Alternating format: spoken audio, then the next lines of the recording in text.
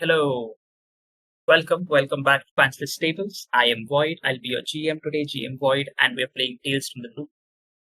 We're going through the published adventure, the published campaign, 4 seasons of Mad Science, and we're currently in the third mystery out of four.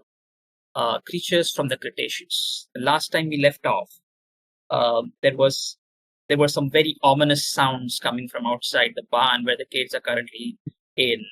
We'll go through a brief recap of what went on in the previous episodes before we start, but for now, I'll let everyone else introduce themselves, then we'll begin. Go ahead. Hi. Alphabetically, I go first. I'm Amber, and I use she, they pronouns. And I am playing Aubrey, who is the bookworm, who uses she, her pronouns.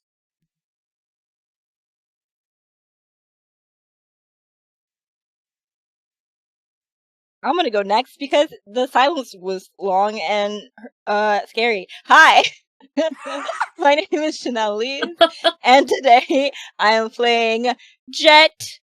Name I forgot. Last name Martin. There we go. Jet Martin. Georgette Jet Martin. A jock who is terrified and uses she/her pronouns just like I do. Okay, awesome. It seems we're doing alphabetical order then, and if I'm correct, hello, I'm Milo. I'm next in the alphabet.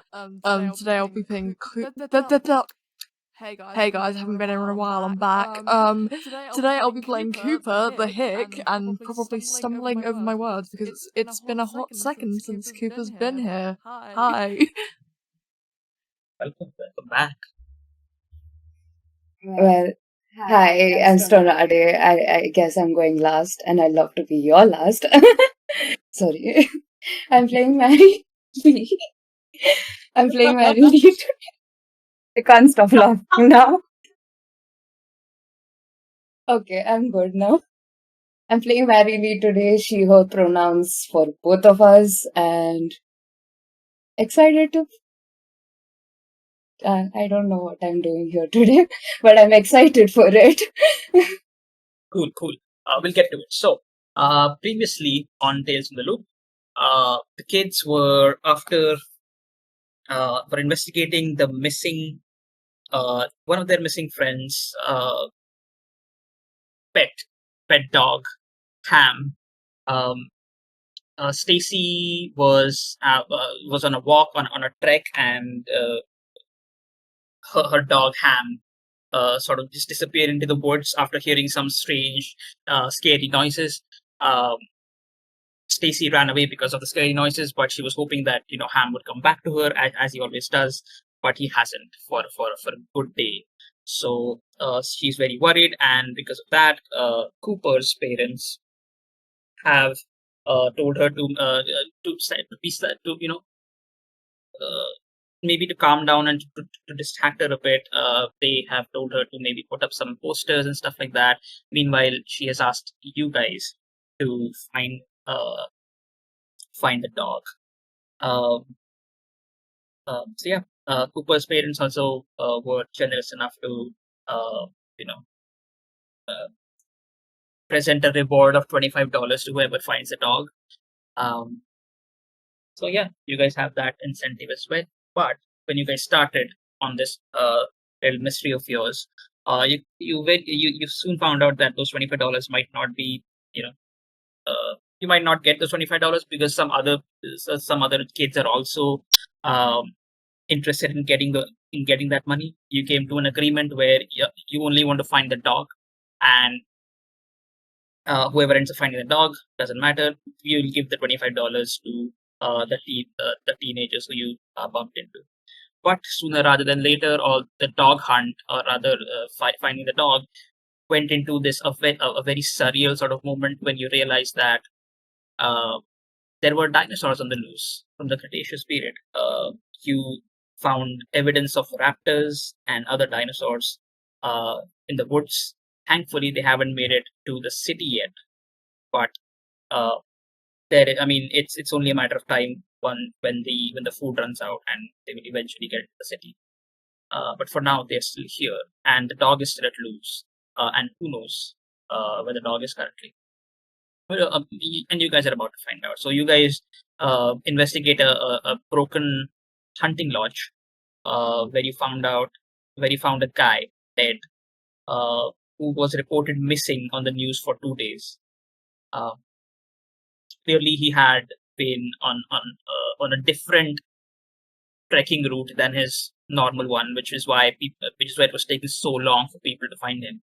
You guys eventually did, and he revealed some more details in a journal that he left behind, where he mentioned that he was a former scientist at the Louvre, and something about a scientist called Diane Peterson, who uh, who kind of was a menace when he was at the Louvre working, and she was eventually fired, and the whole thing with the dinosaurs might be her doing.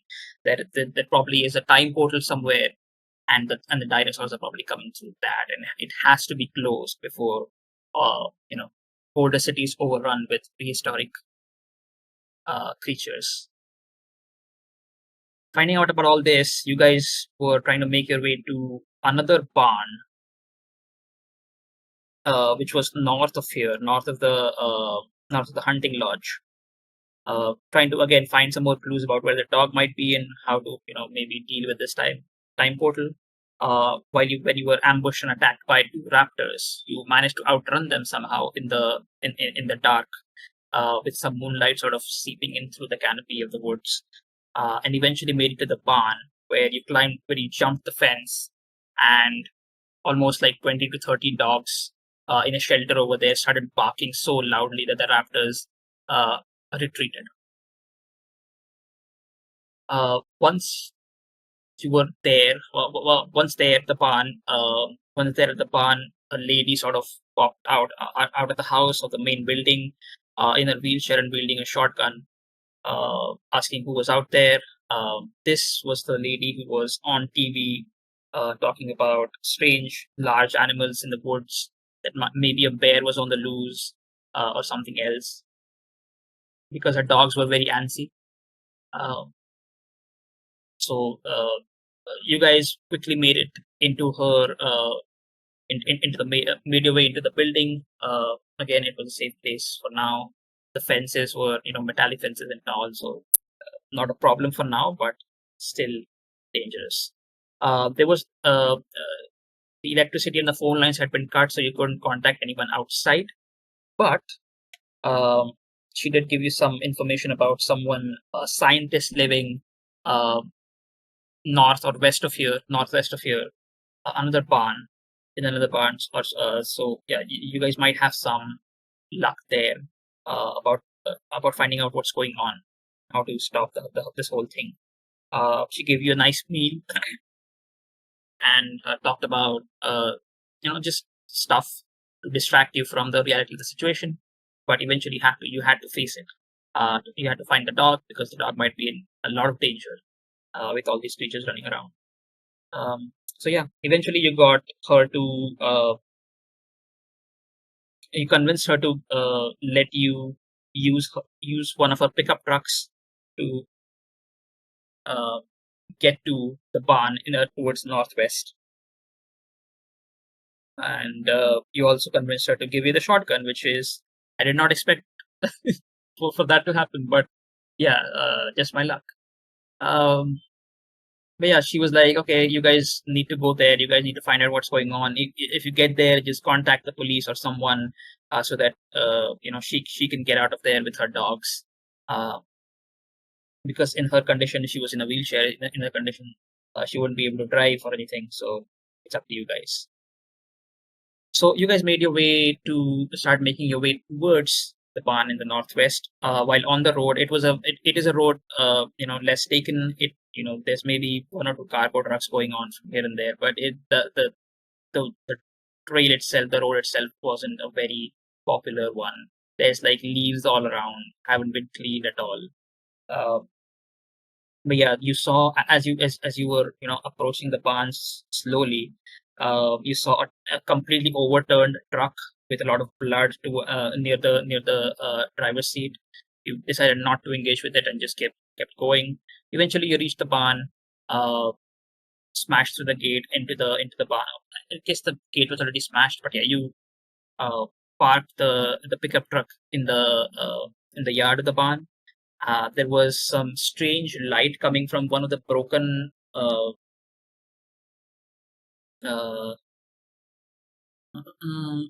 on the broken buildings towards one of the broken buildings. But there was a main building, which which was a farmhouse. There was like machinery and scrap all around. There were like some broken robots here as well. But yeah, the main building had clearly had someone in there. And you eventually found out that it was Isaac, Sonade's friend from the previous mystery. That he had been there for a while, and that his master had set this whole thing up where she had opened a time portal to get dinosaur eggs from the Cretaceous period. She had been getting those back here. And the only way to stop the time portal is only known to her, to Diane, and she hasn't returned from her previous trip. It's been 2 days, and so he's getting worried. You also found out that the dog had been here. Ham had made his way here safely, and Isaac has been taking care of him and feeding him. For a while, they've been hiding out here as the creatures have been sort of roaming around in this place. More and more dinosaurs have been popping out of the portal, but they were safe here with the building boarded up and everything. You were sitting there while he was giving all this information with some water, and sure enough, there was suddenly a lot of peace and quiet outside. The birds had, the night creatures had sort of, stopped their usual noises. Then you realize that there were some low rumblings going on, just tum, like sort of very small shakes on the ground. You realize that while looking at your glass of waters, the water was repelling outwards. Something was clearly wrong, and something big was clearly approaching, and that is where we left off. There was also you also had a conversation about trying to maybe get Diane out of finding and getting Diane out of the portal, but yeah, that is a discussion that we were currently in the middle of. So let's begin from there, or rather, let's not, because Milo hasn't been here and Cooper hasn't been here for a while.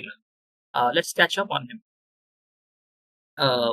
What has Cooper been up to since the autumn? Cooper, go ahead. Since the autumn, I think Cooper's been kind of MIA because probably because of the whole responsibilities at the farm thing. He's been asked to really pull his own weight now that he's nearing the grand old age of 12 years old, which is a totally big age, isn't it? His father's getting iller and iller, so there's only that more pressure, and he's just been spending more time working on the farm, taking care of things, learning, teaching himself how to do household management things like cooking, cleaning, chemicals that he wouldn't have been allowed to handle before. I think he would have tried to maybe come along, but convinced himself not to, at least not right away, just because of how much needed to be done. And he was like, yeah, I'll come along if everything's settled down. But now he hasn't seen his friends in a bit, so he's like, oh, a bit worried. Oh. Awesome. So we'll begin with Cooper. Cooper, as you have made your way through the forests surrounding Boulder City, you picked up on certain clues, trying to follow the trail of your friends. Eventually, you've bumped into uh, three people. These are teenagers from your school. They usually they don't usually attend school, but yeah, they're very well known to be troublemakers. They have their own band, punk rock band, which they're trying to get some which they're trying to promote a lot. They want to become big and huge, so they want to go to Las Vegas. But yeah, you bumped into them in the forest and sort of just what you're doing the same thing. You're after the same thing, and they told you that we actually met your friends and we came to an agreement that the money will probably go to them for to get the tickets to Las Vegas and uh, meeting up with one of the bands over there. So you've been sort of just traveling with them and trying to follow your friend's trail. But eventually, you guys do come across the reality of the situation that yes, there are dinosaurs running about here. Uh, so the three teenagers, Cooper, are Mara, Muffin, and Spike. Mara is a 16-year-old. She's 16-year-old girl. She's kind of large for her age, with a lot of piercing and hair dyed purple and black. Uh,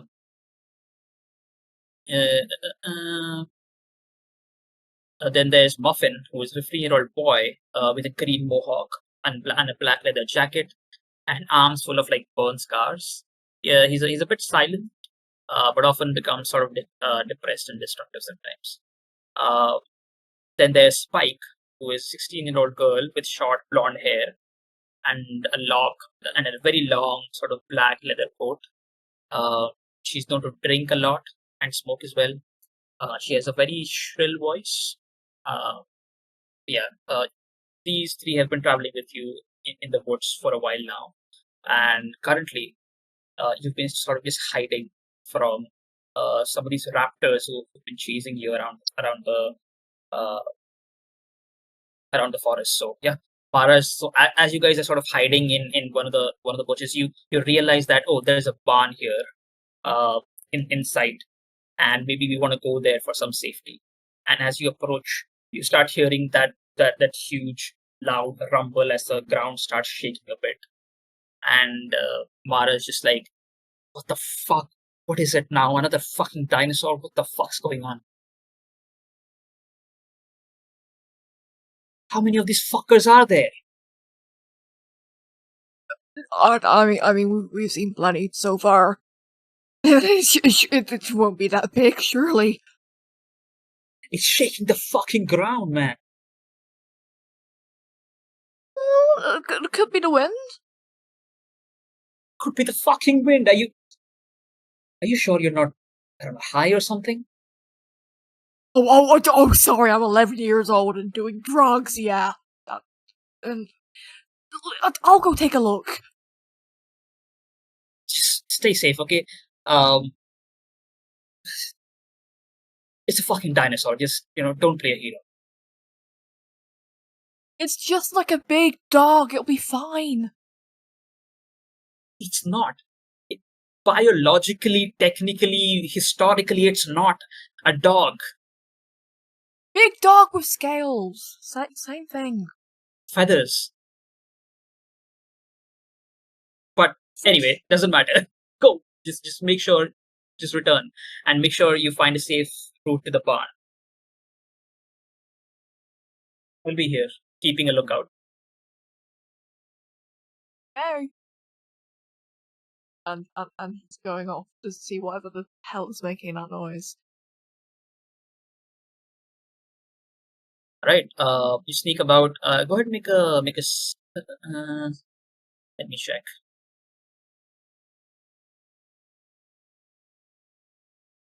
Let's see. Make an investigate check. My investigate is...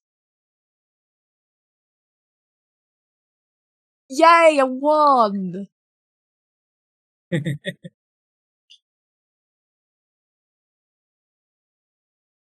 That's 0 successes, unfortunately. You roam around for a bit and you're not able to quite tell what's going on, but the ground is still shaking. And all the creatures around you, like the bugs and everything, who are sort of making noises, have gone completely silent. There is some wind. There's a light breeze going on, so there's some the leaves are kind of rust here and there, and there's a rustle. Maybe there's a small little bit of noises coming from the bushes and stuff. So you just sort of very very anxiously sort of look around and turn around to see what's going on. Maybe as one of the noises sort of behind you comes on, you hear rustling and a sort of a small branch sort of breaking behind you, and you look back and it's just a rabbit. Just goes back into the bush. And you're looking around, but you're not quite sure what's going on. But you do find uh, a way to the barn.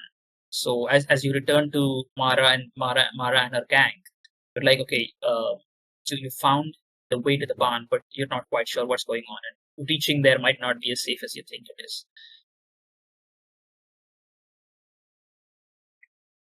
It's a whole lot of nothing out there. There's a rabbit. A rabbit. Yeah. Well, they can be pretty nasty if you get on the wrong side of them. I mean, you know, teeth. Okay. I'm just not sure if a rabbit would be making all that noise though. They thump? Could be a big rabbit. There's big rabbits out there. I mean, giant You just continentals. you just see like Spike. She doesn't say anything. She's just like, she gives like a huge sigh, takes out a flask and just drinks a bit, puts it back. Okay, let's do this. We all going? Yes, we need a safe place to be. We can't just stay here out in the open. Okay. Right. Lead us then. You know where the barn is. You're the older kid. Don't you want to, you know? Fine. I'll lead, but you need to tell me the directions. Yeah, okay. It's a big barn. You should be able to see it. All right. And you guys start making your way towards the barn. As you do, you get real close to it, and you start hearing those big sort of very huge footsteps, and the rumble gets a bit louder. But before that, you have much dangerous things to deal with currently. As you hear a snarl coming from behind you as you're making your way towards the barn, what do you do? A very nasty snarl at that.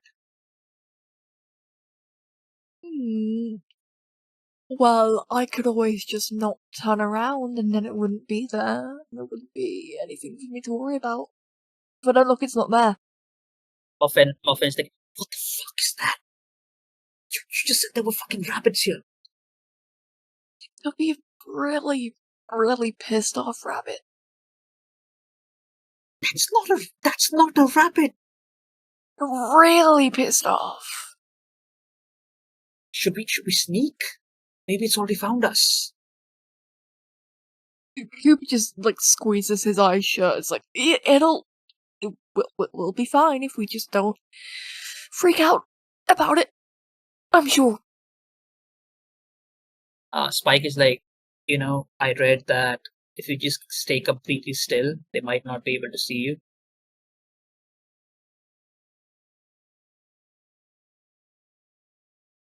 So are we doing that? I mean, it doesn't hurt to try, but if we fail, we all die, so. Wow, gee, that's reassuring. I think we should just try to sneak around as much as we can. You know, I don't. I mean, I could, but I don't want to hurt it. You know. Wait, what? You want to hurt a dinosaur? No. I could, but I don't want to.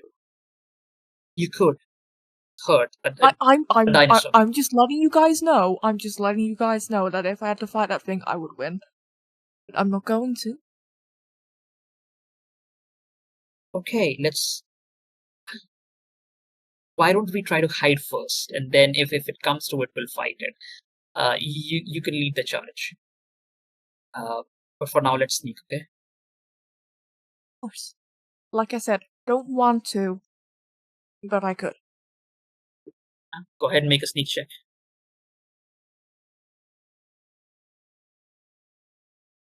Oh, it's really going great for me, isn't it?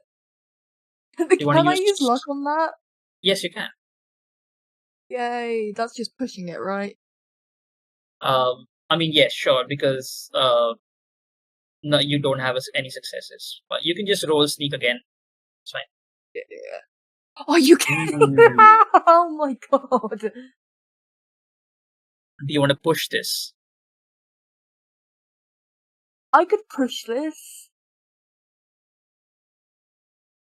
By pushing, you take an immediate condition. But you Depends. get to How reroll. many luck points?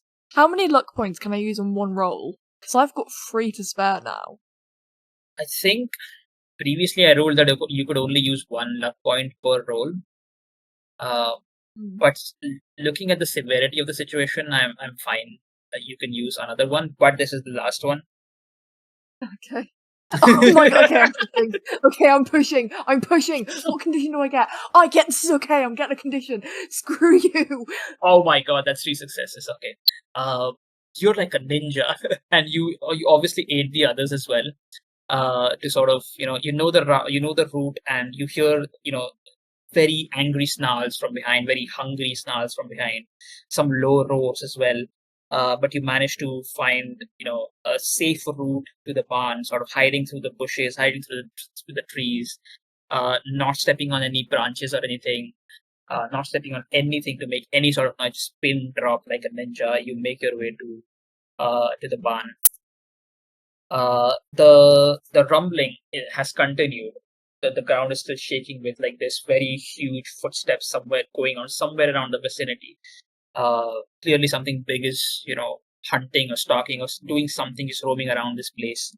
For now, it hasn't found you yet, but might not be. It's just a matter of time. So the barn is right in front of you. It's sorry, the farmhouse is right in front of you. It's give me a second. It is an old farmhouse. There's a banner or a header of some sort which just says like Peterson's farm. It's an old farmhouse. It is with like several dilapidated barns and what looks like a main building or a residential house. There are again like parts of machineries, ships, magnetron ships, huge magnetron discs, and to your surprise, is robots as well, sort of covered on the ground itself. There is a huge chunk of the metal fence missing. The gate is also just completely crushed, allowing you to enter the barn without any problems. The residential house looks like it has 2 floors. The upper floor has not been used. It doesn't look like it's been used a whole lot. But you do hear some voices coming from the main. Sorry, the ground floor, the first floor. Yeah, what do you do? Muffin's like, someone's in there. We should go. We should go. There's someone in there. Well, I don't know. What safe. if it's another dinosaur? We're safe. We're alive.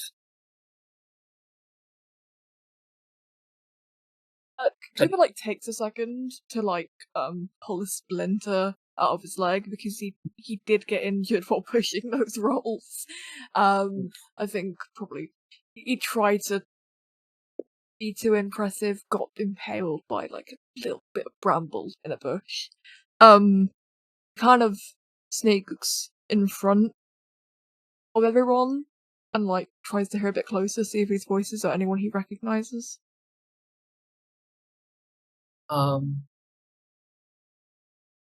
Make an investigate check. No, you know what? Give me a second.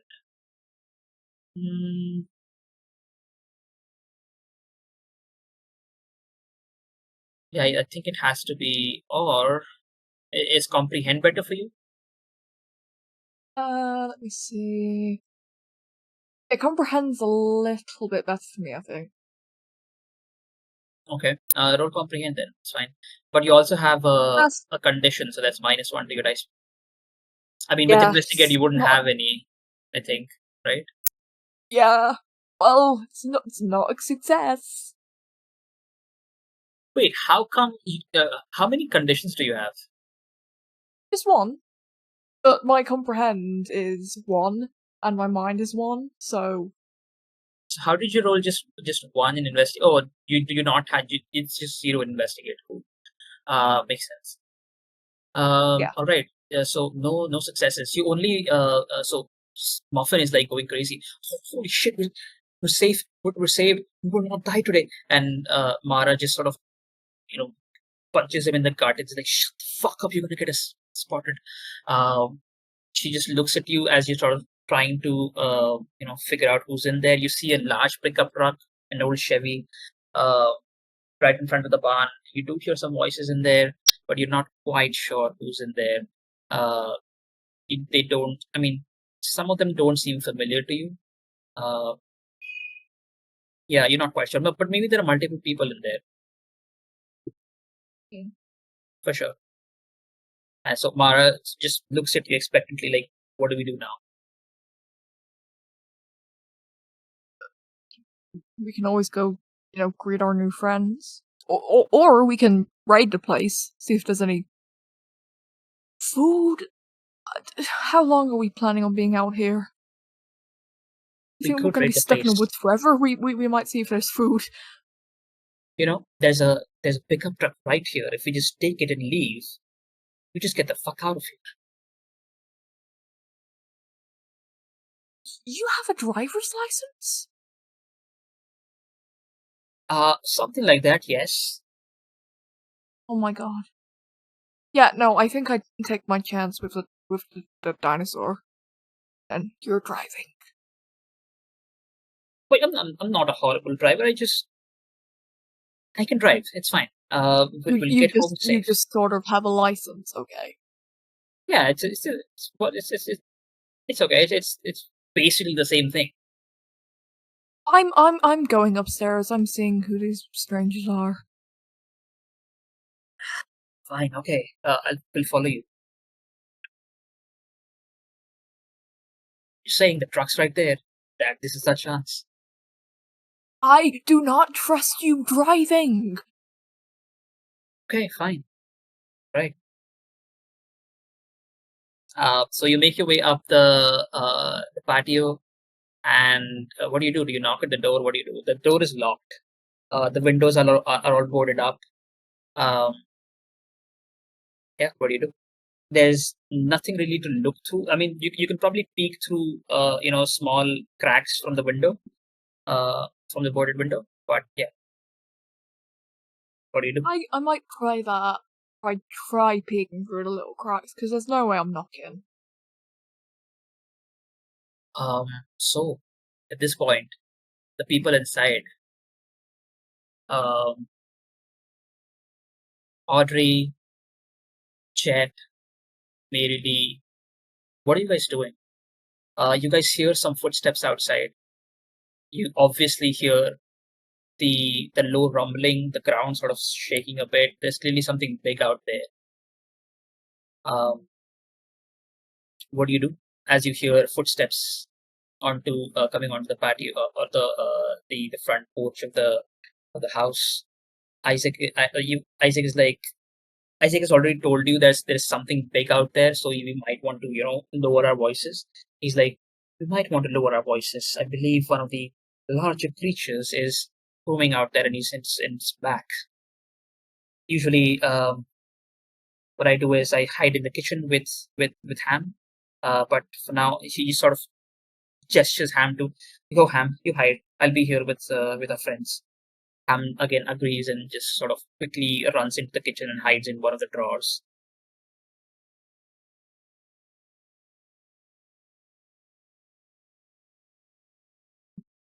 So, what do you guys do? I think Audrey's trying to figure out if the big footsteps are clearly danger, but are the small footsteps? Can I tell what kind of creature is making the small footsteps? It's going to be a comprehend check.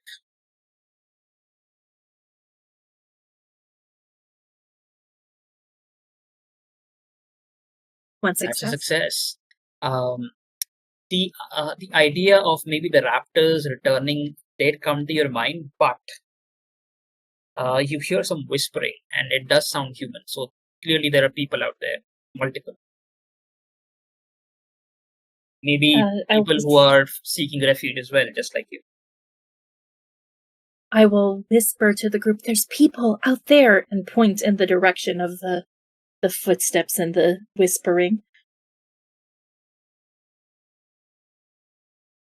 I think it's the sound of footsteps or the sound of anything closer in proximity than that, like, big, like, almost physical booming versus like a felt sound versus like a heard sound of like the footsteps.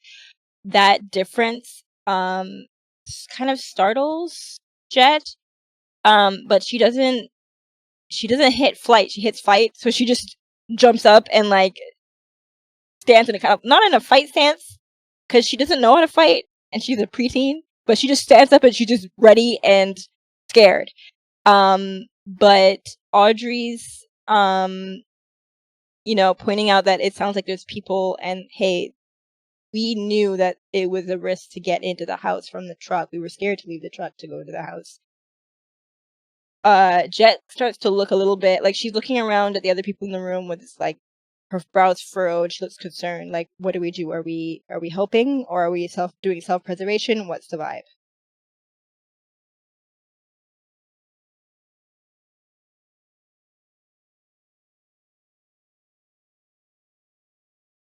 Sorry, was that for me?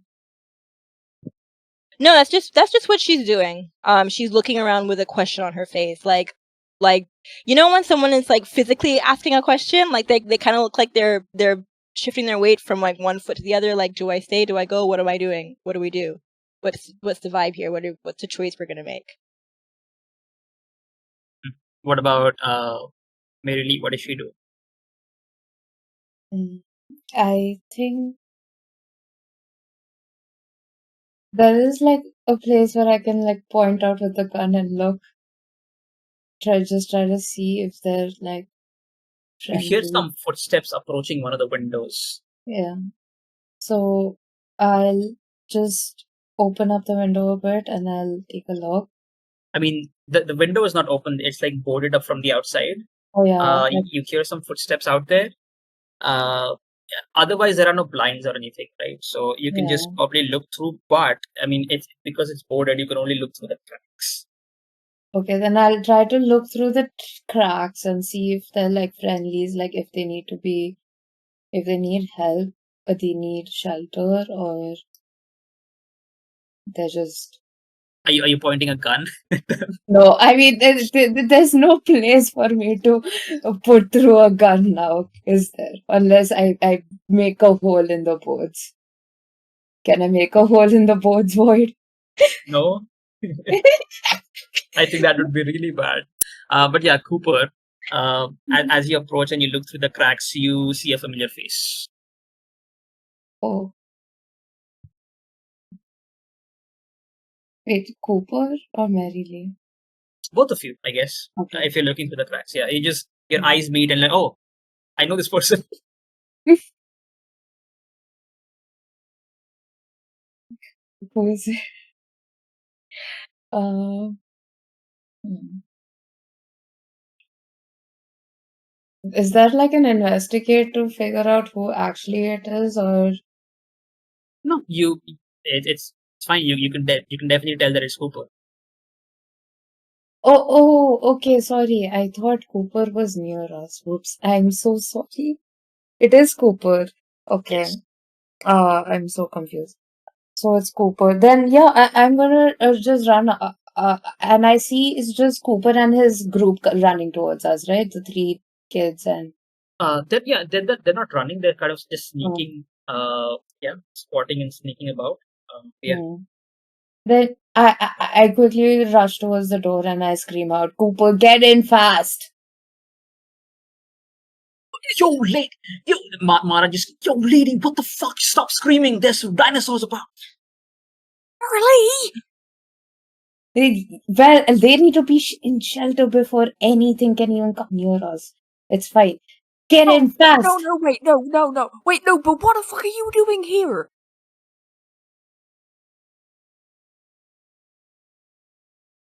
He does get in, but he does continue, like, questioning, almost berating Merrily. He's like, how did you get You here? want to get eaten? Just get in, get in. I thought you went to find a dog. All right, all of you, all of the others, the teenagers as well, they get inside. You lock the door back as you go into the main living hall. Audrey and Jet, you guys see like the three teenagers who you met in the evening, just walk in with Cooper. Yeah, so you guys are still here. The rumbling has slightly, I mean, it's slightly gone away for a while, but I mean, again, like it's still there. The low rumbling is still there. The footsteps are still there. It's just roaming around here. You know that it's here, but there is only a matter of time before it comes back here to wreak havoc. To wreak havoc. But for now, you guys see some other people safe and sound, terrified but safe, and that kind of gives you a bit of hope. Yeah, that's it. Oh, there's Muffin just says there's people here. Oh my God, I will not die today. Thank you. Oh yes. Okay, how do we get out of here? There's a pickup truck, right? Let's all get in there. Let's get the fuck out of here. Okay. None of us can drive. When these guys got here, that's We your can't truck, drive right? away from this problem. Wait, first, the dinosaur is coming right near us. We need to see where exactly he is and how far. Well, and we also have this problem of this portal, right, that opened up. Yeah, we need to close that too. We need to find. Portal? There's going to be more Mhm. dinosaurs if we leave it open. What do you mean? You guys have a portal? The barn, I think there's we haven't seen it yet, but somebody opened a portal. That's where the dinosaurs came from. We need to close it, or she just kind of stopped talking. She didn't want to finish the war. More bad things will happen. Mm-hmm. She'll sort of pat Jet. Audrey will, like, on her shoulder or her hand or arm or whatever it is, being like, "I've got you. It's okay." This is a very sweet picture because Georgette is stanced in the middle of this room, white knuckle holding a field hockey stick, and so like Audrey just is patting essentially like she's becoming a berserker. I know that's not a class in this, but the vibe she's getting is so scared that she's gonna hit something. That's a very cute little vignette there.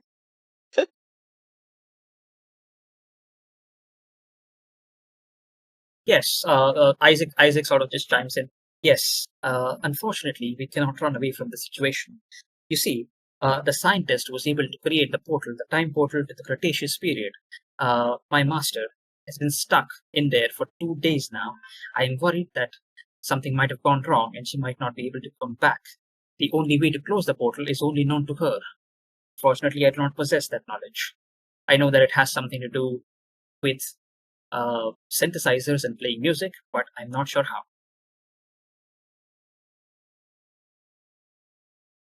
So we will need her in order to close the time portal, or else the consequences will be disastrous. More and more creatures will step out.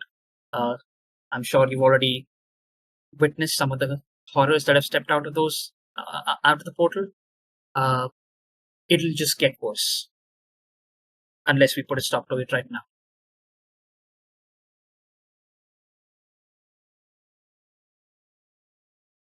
So what's the plan then? Does anyone have a plan? How are we going to close a portal?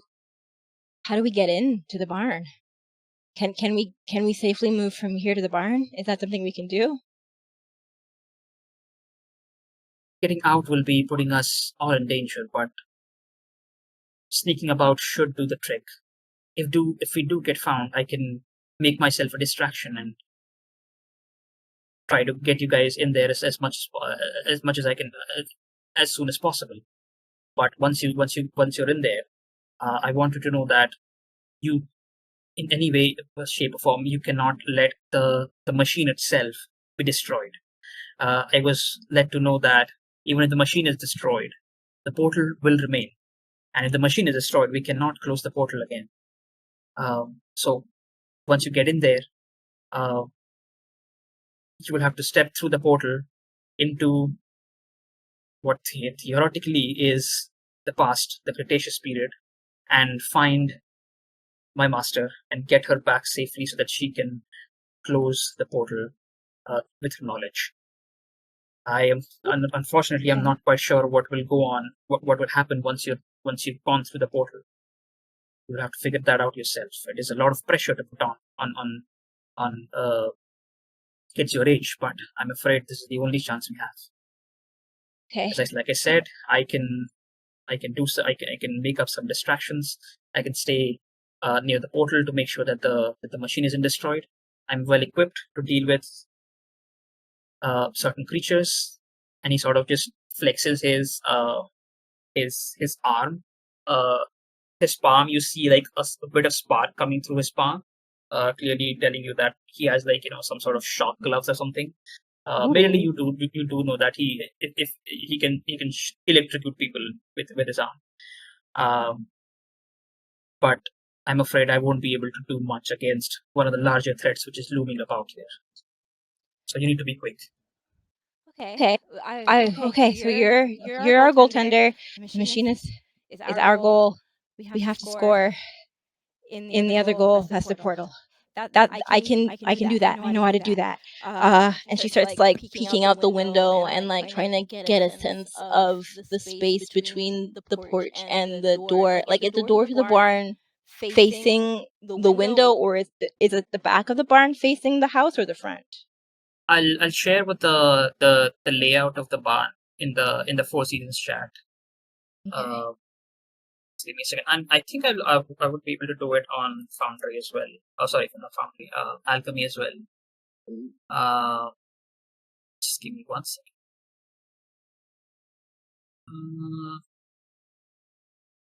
That's not it. Yeah, this is it.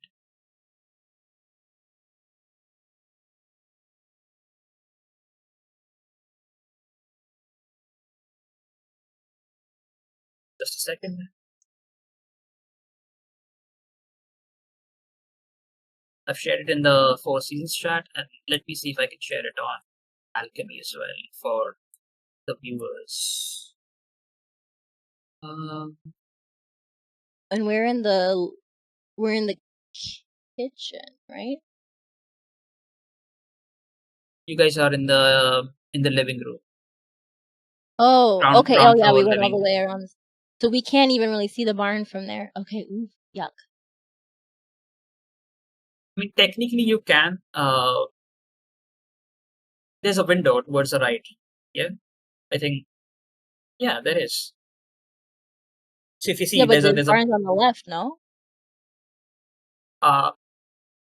The barn towards the right. That is the one that has like a weird glowy thing. Oh, yeah. Which has Oh, like so a like if you... circular thing, a hole in there, which is it's a destroyed barn basically. Yeah. But the window is boarded up, right? So it's not like we can crane our necks to see. We can only see like directly what's in front of the window through the crack. Is what I'm. Yes. Okay, so yeah, she peeks out. She can't get a sense of anything. And then I think she just kind of goes upstairs to look out of the second floor windows because it's only the first floor windows that are boarded up, right? Yeah. And she does remember seeing that. She knows which barn it is because it's glowing, right? Yes. Okay, so I think she looks around. She says, "Okay, I'll be right back." And actually, no, she doesn't. Hold on. She looks at I forget his name or their name. I forget everything about this robot. Actually, pronouns, name, everything. She asks for permission to go upstairs because she's scared of dinosaurs, but she's also been raised to behave properly in other people's homes. And she wants to go to the second floor and look out the window to like survey the area and try to get like a game plan of how to safely get from the house to the barn.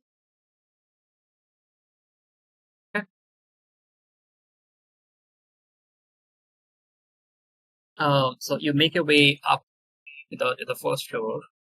The first floor isn't like it looks like someone like this floor hasn't been used by anyone in a long while. It's the upper floor has not been used in many years. There are cobwebs covering old furniture, a loom, some framed photographs, and like wardrobes filled with fabrics, and a lot of mice droppings. But yeah, you're able to get to one of the windows and look through. What exactly are you looking for? Just like a way to sneak through. Yeah, she's trying to get a lay of the land. I think as she comes upstairs, she kind of pulls her shirt over her nose. It probably smells very stale, and she probably sees the droppings. So don't want to breathe any of that in. So she's stepping very trepidatiously. I think I'm gonna guess that window by the stairwell is not easy to see through. So she goes to the laundry. Oh, there's no window in there. Okay, yeah, the one in the stairwell is the one that she's looking through. She wants to see if she can see the path from the kitchen to where's the opening? It looks like there's a fence. Oh, it's all the way in the back, eh? The gate to get into where all the barns are. Is that a fence? That dotted line? Oh yeah, A that's little a fence. It's Yeah. You guys are in the main building. It's a fence. Yeah. Okay. So the patio, the back patio is fenced in. It says low fence. How tall is that? I would say like 4 feet tall, 4 to 5 feet tall. So like climbable, but not jumpable. Yes. Oh, okay. Is there like? I think I want to roll if possible and see if there's any like scrap material like pallets or bricks or something platform like that she could haul to the fence to help people get over quickly and then just like knock it to the side from the other side of the fence, like through the. I'm assuming there's enough of a space that she can like push her field hockey sticks through the gap and knock it back down so nothing like follows them. Nothing that's small enough to need a platform could follow them. Like she's very trying to like, okay, quickest way to get over this fence. She knows there's a gate somewhere, can't see it. She's not going to try to look for it. She doesn't want to wander around sneaking. Like she heard the plan was sneak, but she is almost 6 feet tall. Sneak is not really something she considers. She wants to brute force, jump over the fence, run, hide. So like, what does she see that she could use for that? Yeah, go ahead and make a comprehend check, or yeah, comprehend. Comprehend. Okay. Oops. Where am I? There we go. But comprehend. Roll. Oof. I didn't see it yet. Ooh. Do you want to use your So luck? she sees nothing. No, I don't think so. Because You she's don't just wanna see it. strategizing. She's just strategizing. So if she sees nothing, she accepts that she sees nothing. And she just goes back downstairs to share intel and see what else other people have, what thoughts other people have. Okay. What are the other things? Spike actually approaches you merrily, and she's like, do you have smoke? I do, but let's first figure out what to do here. I mean, we could just leave, right? I mean, none of this is our problem, right? Let the adults handle it. Don't you see the adults in our town are so untrustworthy? They can't do anything by themselves. I mean, sure, fine, okay, fuck. You know what? That's a good idea. Maybe the smoke will probably attract the dinosaurs. Yeah, I'm being stupid. Sorry about that. Now, do you want to come help us to get into the barn? Yeah, sure. We'll help as much as we can. Okay. So, I'm just like trying to look if there's trying to like just get everyone sneaking inside the barn in a line. So, can I do a lead for that? Yeah, sure. Go ahead.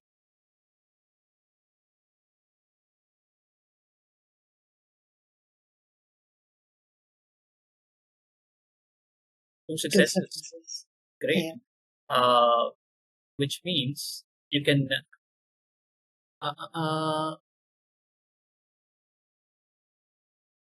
inspire them for difficult situation. You roll to overcome trouble, and your successes become a dice pool. You may, in the upcoming scenes, distribute the bonus dice to other kids when they roll to overcome troubles, but only if they do as you say. You cannot give these dice to yourself. Cool. I got 3. So just before the last session, I rolled lead for trouble and I got 3 successes. In the previous session. Yeah. So does that count on this, or is that different? Like that's no more. Did we use those? Did we use that dice pool? No, we didn't, because I thought For the now. problem. Mhm. So what did we use that for exactly? I don't know. I seem to have forgot. I don't think it got used for a game mechanic. I just remember that it was helpful. Like Jet was freaking out, and then Merrily like gave a pep talk, and then Jet felt better. That's like the little mental note that I took.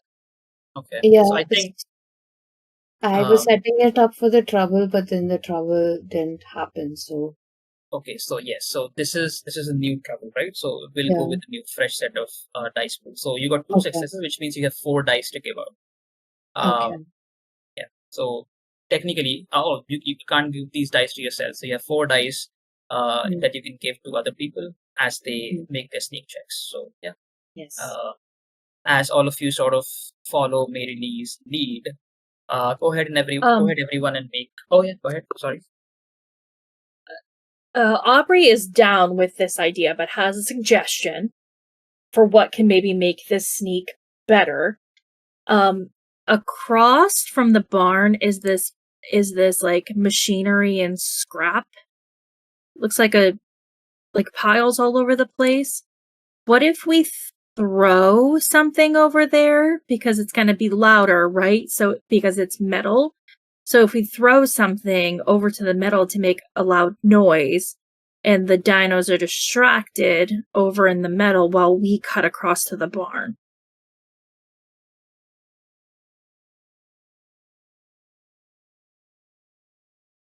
What did the others think? Oh yeah, I think Jet thinks that's a good idea if things get like hairy. It's a far throw. It depends on how close. Like that's very much like a we're already over the fence and we can't get out easily kind of idea, right?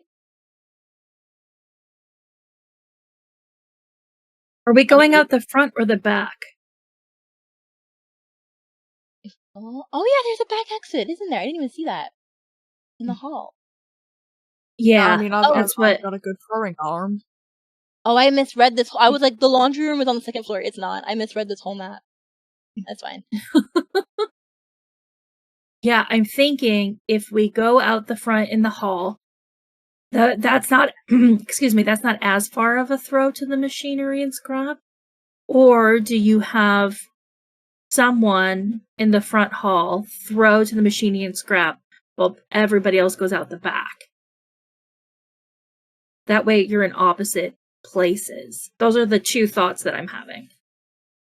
I feel like if we make any noise, the dinosaurs just gonna come right at us. Yeah, that seems like more so they're congregated where we want to go, because like the machinery and scrap are adjacent from the entry to the barn. So if there's dinosaurs at the entry, that could make sense. But we also the hall. If we leave for the hall, if we leave from the back end exit, then there's that little piece of fence between the back smaller barn with the car next to it and then the barn that we're trying to get into. And it's like very close to the actual like the entry. We probably don't know there's a hole there yet though. Where is the hole where the door was destroyed? Do we expect that to be where we need to get in anyway, and then we're gonna see it and be like, oh, it's broken? Okay, so it's not just an extraneous hole. Okay, cool. Okay, yeah, so we're gonna expect to go in that way. If we see something, no, I don't know, because at that point it's where our backs would be to the fence. We're so close to the entrance. Anything that would go to the machinery, if there's noise there, would see it, I think. But that's me looking at an overhead map. I don't think Jet knows that. So I think she just goes, yeah, sound is I don't know. Maybe Jet just stands there clutching on the field hockey stick somewhere. I don't really know what to in-game contribute there. That was very meta. Cooper is just kind of agreeing with whatever Aubrey says. Cooper has found like the new quote-unquote smart person in the group and is just going, okay, this person reads books. They know everything.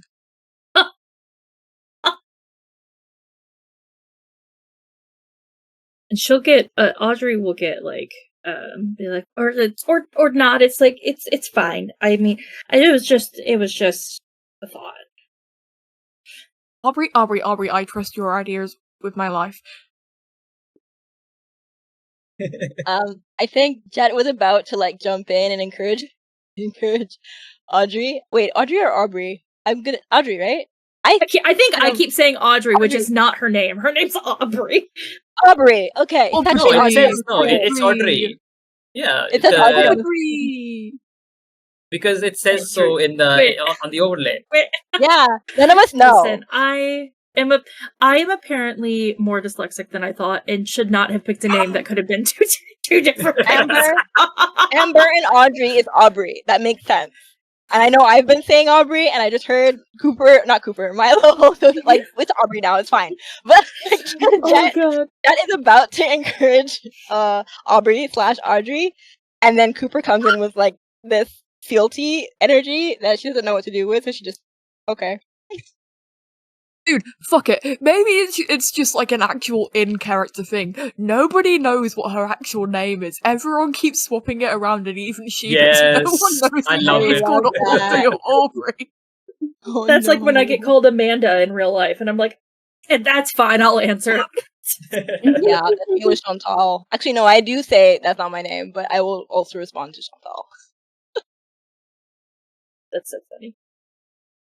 So I think what we do is, I think the logic is pretty sound, that it's like there is a possibility that it's a good distraction and the dinosaurs are dumb and they will like take the bait and go over there and not look at us. But it's also a very strong possibility that like they look over there, but then we cause more noise to draw attention to us. So I think it really is like a 50-50 situation. Jet So I wouldn't know think this, that but oh, sorry, go ahead. I was gonna say, I think, as Audrey thinks about it a little bit longer, maybe suggests that it's like a backup plan, like you said, Chanel, and is maybe we have something ready to toss over that way to make some noise, but not unless it becomes clear that might need to be the option.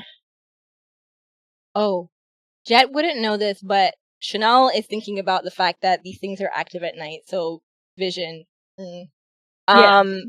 But Jet does, as Aubrey is talking about sound, Jet has finally caught up to the present moment and is no longer lost in feared association, and has clocked the thing about synthesizers and music tech, sound tech.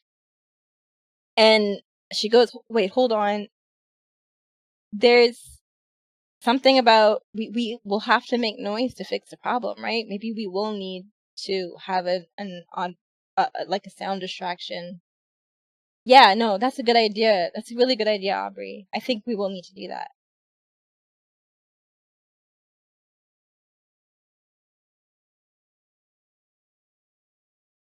So I say we keep that in our pockets for when it's needed. In our pockets? Yeah, we'll keep that idea in our pocket. Because we will need to do it likely, but now might not be the best time. Yeah. Jet's just kind of trying not to smile at pockets, and now she's also not sure if she heard right the first time, but she's kind of she's not being mean, but she's she thought that was really adorable. Okay, let's move on to the scene where you guys try to sneak out. Go ahead and make a sneak check, everyone. And do we have an extra die for this? I mean, if Mary Lee, it depends on who Mary Lee is going to give those dice. Yes. So Verily, please, we all need your sneak die. I have 3 successes on my sneak. Can I just give the other 2 successes to Audrey and Cooper? Oh, you got 3 successes. Yes, you can. Yeah. So you can also give. You can also give out. You can also give out 4 extra dice to them. I can just give out the successes in this thing and say it for dice. Here's the thing. Okay. As you guys move out, right? Again, everything is completely silent. There is a slight breeze, and you can hear some rustling coming from the forest. And Milo, you hear. Cooper, you hear. The same sort of snarls and angry roars, low roars coming from the forest. That were chasing you. And as you start to, you realize that the raptors are back, and you tell everyone that we need to a really big be very quick and silent here. So because the raptors are around, I will need 2 successes from you because they have enhanced senses. So currently, let's see, Mary Lee, you have 3 successes, which you will need 2 to succeed. You can give out 1 more success to someone else. Chet has already has 1 success, so you can give that 1 success to Chet. Now, Audrey only has 1 dice in sneak. You have 4 extra dice to give out, and I think Cooper hasn't made his check yet. So we'll wait for. Cooper has already. I made my check and I failed. So what I'm going to do is I'm going to give my 1 success to Jet, so she automatically passes the sneak. Thank you. And I'm going to give 3 dice to Audrey and ask Cooper to push his luck. You can do this, Cooper! I give my dice to Aubrey and tell Cooper, good luck, mate. Wait, should I Um, give 3 dice to Audrey or 4 dice to Audrey? That's the. You gave me No, it's three. okay. I'm pushing my luck. I'm pushing my luck. Okay, then okay, you got 1 success. Take 1 more dice. Die. Okay. Oh, you Yeah. fucking criminal!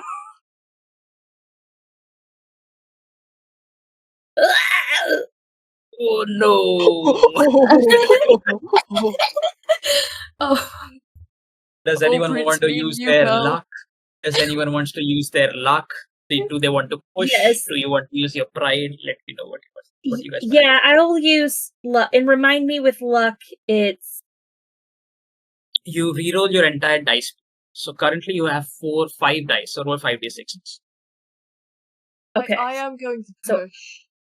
You're going to push. As Okay. well. You remember you already have. Oh my god! What are the dice doing today? even the dice are cursed today. You get another condition. Which condition do you get? I've got injured already, so I'll just take frightened because I'm frightened. You're frightened. It's dinosaurs. The dice are not. Oh, there we Oh, go. there's- Okay, I pushed. Oh, okay, good. All right. With the push, you'll have to take one condition. So which condition are you taking? I'm gonna take. It's upset, scared, exhausted, injured.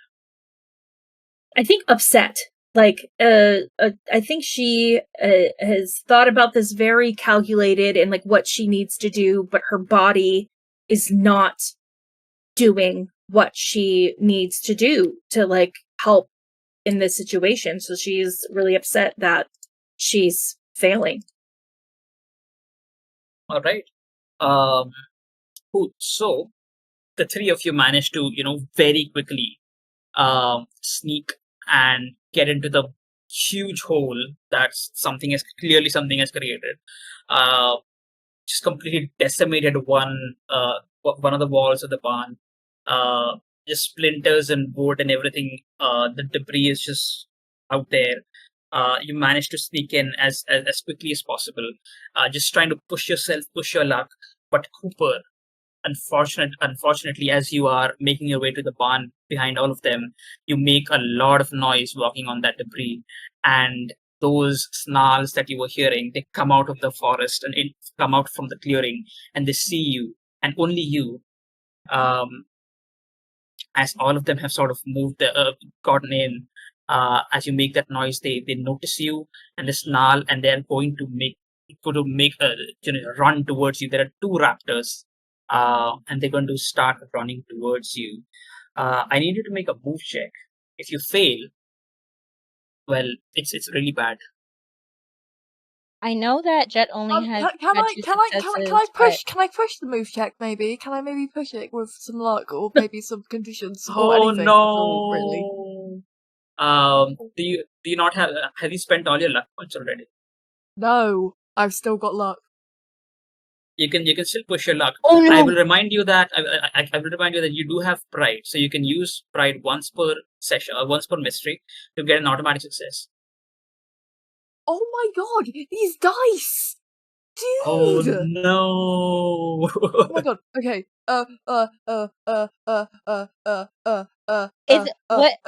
So- What's the mechanics on like helping Void, each other can though? I 'Cause I see know this happening? Jet would not have gone inside without everybody else having gone in first.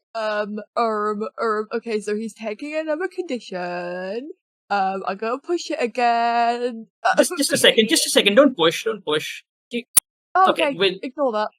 don't take another condition. Just take a step back. As you are trying to get as you're trying to get inside the barn, your friends are going to try to help you. Okay. Both Chet and Mary Lee, right? Both of you are going to help him get inside, right? So for both of you, you get +2 dice for plus 1 dice for each of them, for each of their helps. So you can roll 2d6 and we'll see if we get a success or not. And then you use your luck, right? So you can re-roll that. Yes, ignore that. Just roll.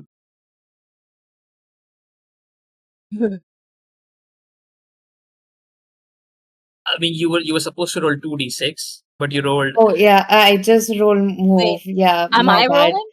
Give Oh me. no, you. Oh, it's merely. Oh, you didn't need to roll. Oh, It was Cooper roll, Cooper. right? Yeah. Okay. oh, just okay. How do I just roll a straight 2d6? So there is a. Do you see the cogwheel in the center? There's like a huge loop button right there. You just click on it and add the number of d6s, and then just roll it. Oh god, I feel like I'm being talked through tech support. Uh, Oh, there it is. Oh, there it is. How do I, please? Oh my god, I'm just pressing things. Okay, that's 1d6. Fucked it. Let's see again.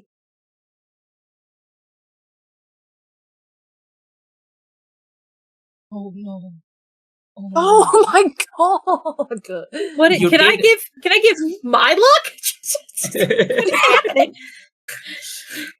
Here's the thing. So you already used luck, right? So you would have already you've gotten two more like another roll for that 2d6. So just roll that 2d6 again, and if not, then we're gonna have to like resolve the situation. So this is your last 2d6. Just go ahead and roll 2d6. We'll see if you get two Okay. successes. After all that, You can do you it. rolled so many Can dice. my pride kick in right now? Guys, Please. guys, I just got a 1. I just got a 1 right there. Guys, I got a 1 and a 3. What the fuck is going on with these dice? I'm just gonna like lay out the situation. You've rolled like 20 dice. It's all just spirit all the way up the thing. This deserves my pride to kick in at this point. Oh. Cooper needs saving. She's okay, cool. So I will. You don't have to lose your pride for this, Okay. Cooper. Unfortunately, you will have to take a condition here because you did fail this. Some of the like both of the dinosaurs, they jump at you, and I'm gonna say you take the injured condition. Currently, you're at 3 conditions, right? Jeez.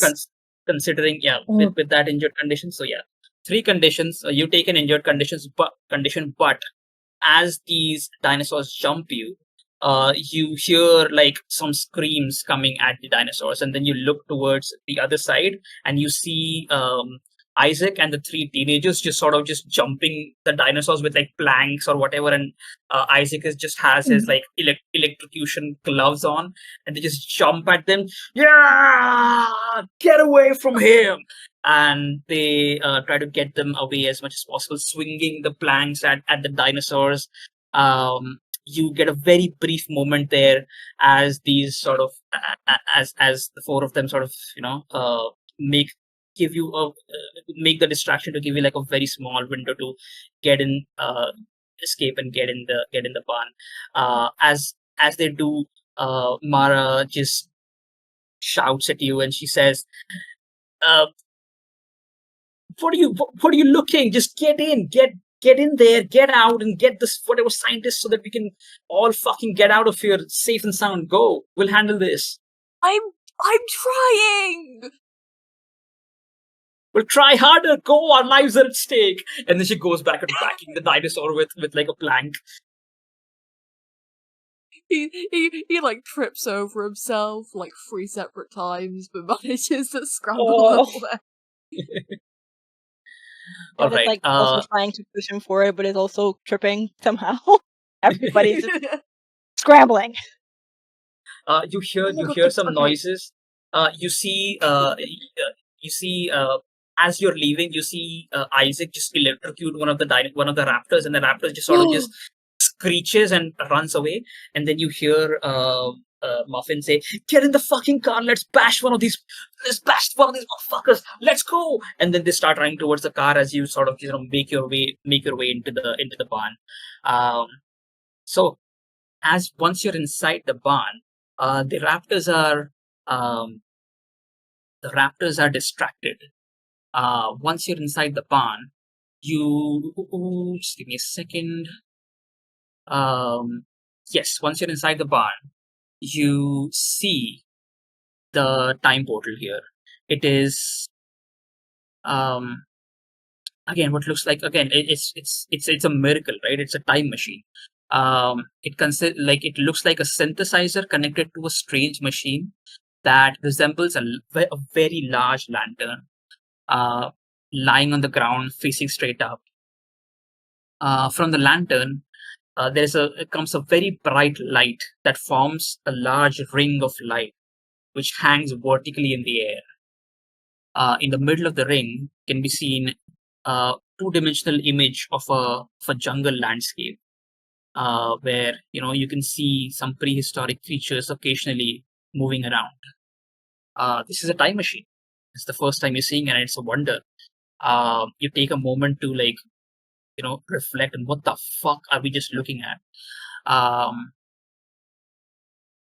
This is a portal to the past. It looks like the time machine is being controlled by the synthesizer, in some way, shape, or form. You're not quite sure how exactly. We also find out that there is some sort of a hatch here in the barn, which leads to the basement. What looks like the basement of the barn. Well, an underground sort of cellar of some sort. Not exactly a basement, but yeah. So what do? You have seconds to decide. Jet she points to the portal and she goes, "We gotta go, we gotta get in."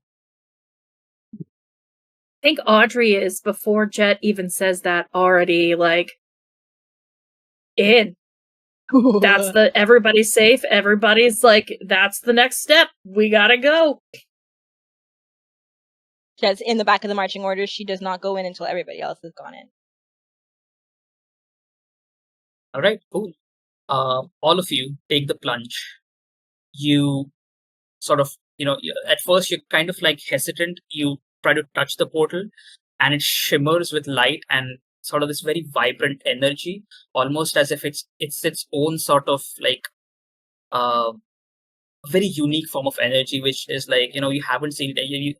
Electricity, the force of water, and kinetic force or whatever, right? There's many forms of energy on this earth, but this is a very different, vibrant, shimmering sort of energy. As you touch it, it sort of ripples like water almost, giving out light and almost sort of getting out that energy, sort of rippling out of the portal itself. But you don't have time to think about it. You just sort of you just put your hand through it, it goes through, and all of you sort of make your way through the portal, through time.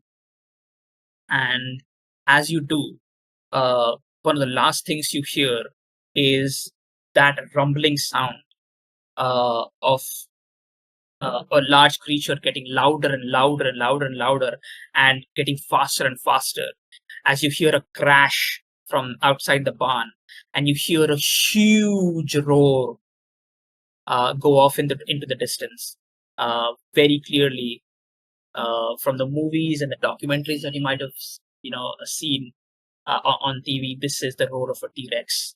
But for now, you don't have time for that. You're on a mission, and you're gonna step into that portal and go through time to save the scientist, so that the whole situation can be dealt with. So as you go through the portal, we're gonna take a short break, and we'll be back and see what happens once we get back and how we deal with this situation. So yeah, let's go on a break. All right. Steve, are you here? Hello, welcome to all the new people. I just realized that we got raided and just went on break. That's embarrassing. But welcome to all who stayed. Right now, the kids are we're playing Tales from the Loop. Let me just introduce that at least. And we are currently in the middle of a mystery, towards the end of a mystery called Creatures from the Cretaceous, and the kids are have gone through time to the Cretaceous period, where things might not go as well as they planned, but we are always hopeful because this is the 80s and everything goes right at the end. Because anyway, I'm rambling. The kids have walked through a time portal, and that is where we currently are. That is where we left off during the break. So yeah, we'll just begin from there. As you step through the time portal, a tingling sensation runs throughout your entire body. You find yourselves in a very hot, humid jungle. surrounded by enormous trees of height that you've never even imagined, completely dwarfing you like some sort of ants, uh, in like a garden full of trees, uh, in like a backyard or something. Huge trees, like 100 feet tall or something, 100, 200 feet tall. Incredibly green and lush. The grass is almost, as tall as your chest, probably, like a good 3 feet tall. There's the whole area is very swampy. There are huge birds. You can see huge birds flying above, through the canopy. Very large dragonflies, giant beetles of different colors. As you sort of look around, you see like a 15-meter long snake wind its way up a tree, next to you, as it seemed to have not noticed you as you stepped through. And as you look back, you can see the barn on the other end of the portal. Soon you realize that there are huge mosquitoes and leeches here as well. Oh The god. high oxygen content makes the air that you're breathing very painful to breathe. Your vision is slightly blurry and hearing is slightly impaired, and you feel kind of dizzy and nauseous. That doesn't have very immediate effect on like, mechanically, but yeah, you do feel all of those things, like your chest getting heavier, your hearing getting slightly muffled, your eyes getting slightly blurry.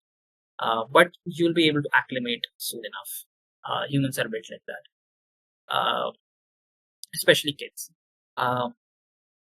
You also notice that, just let me see.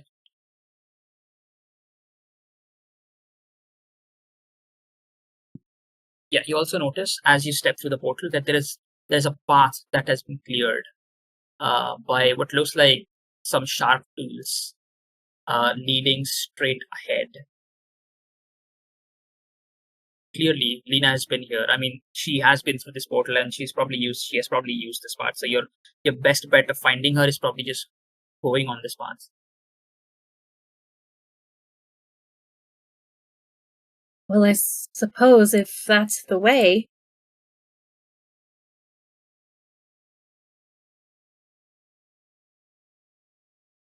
Cooper like shrugs, begrudgingly agrees, but he is like very much eyeing up the beetles, kind of wanting to talk to them. Jet kind of does a 360, taking a scan of the environment, then kind of regrets it because there's so many really big gross things, and just kind of like takes a knee. Also kind of regrets it because ground's wet. Ew.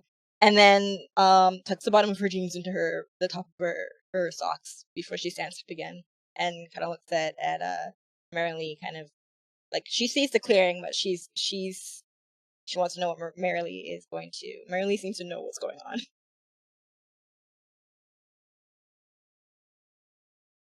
Marilee, what is she doing? Yeah, Stonari is trying to remember the person's name that we're trying to hunt. Give me a sec. Her name is Diane Peterson. Diane Peters. Yes. So Marilee looks at Cooper and she's like, Cooper, you must have seen Diane around, right? At Jenny's sometime. You could you like try to see if you can see anything of hers lying down here, if we can track her?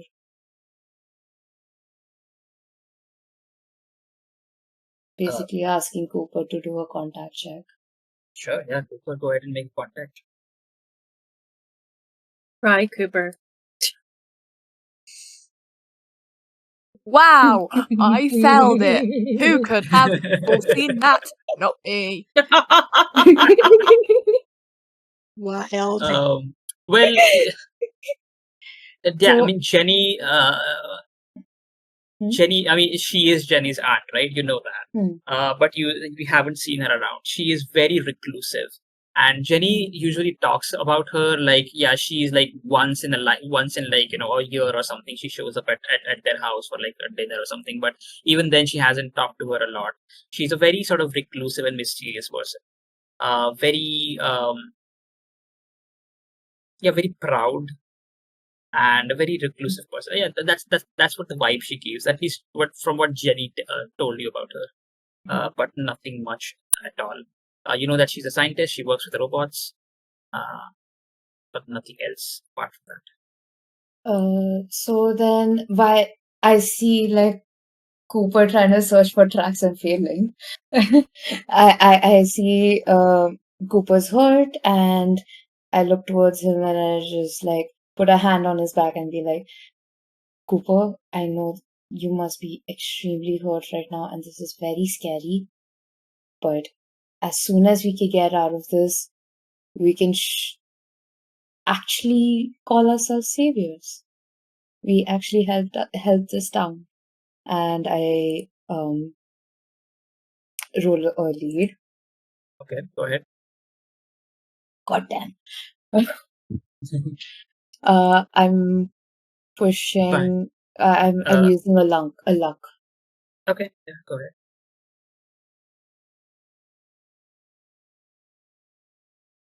Okay, I got 2 successes. 2 successes, which means Cooper, you can remove any 2 of your conditions. Yay! Yay! Oh, okay. How does he respond to that? He kind of like he gets a bit teary-eyed, but tries not to show it. He goes like,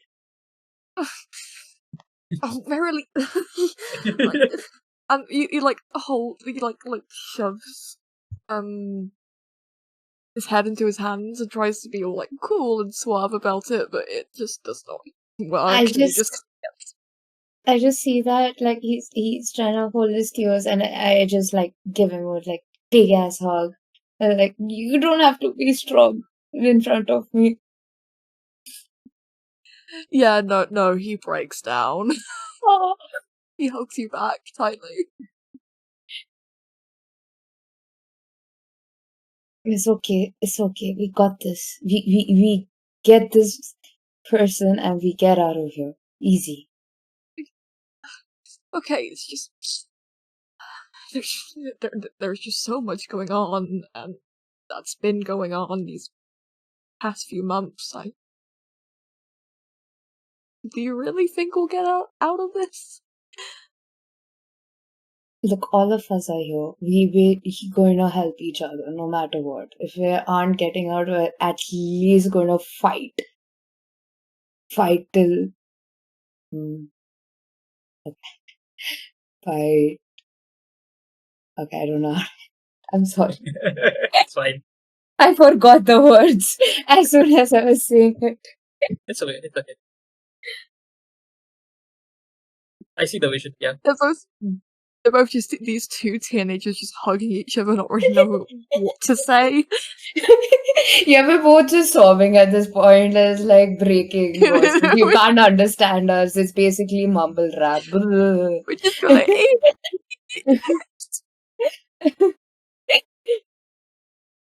Right, the only way is forward for you guys. Someone has clearly made a path here. Your best bet is just following the path and trying to find Diane. So as you guys make your way through, you see like various creatures, right? You see a triceratops sort of just scratching itself onto one of the trees. It sort of looks at you, gives you a very strange look, but just completely ignores and goes back to scratching itself on the tree and eating grass. Again, like you see huge birds hovering above you, hopefully you guys trying not to get their attention. Sort of just sneak around through the grass and you make your way through the path that has been cleared. Eventually, you reach what looks like a huge lake that stretches as far as I can see. the lake is infested with huge crocodiles and other very strange prehistoric water-dwelling animals, right? In the sky, you see some pterosaurs or pterodactyls sort of wheel about, incredibly large and scary birds with huge beaks. Well, not birds technically, right? They're dinosaurs, but anyway. But the most interesting thing about this place is there's a huge tree, right? Not exactly as tall as the others. Like it's probably 50 foot tall, but somewhere around the 40 feet to 30 feet range. On the tree, there is what looks like some sort of a base camp. That someone has a very makeshift base camp that someone has made. That is your best lead right now. But you also see that above that tree, someone or something has made a nest, and it's a pterodactyl sitting right up there. So what do you do?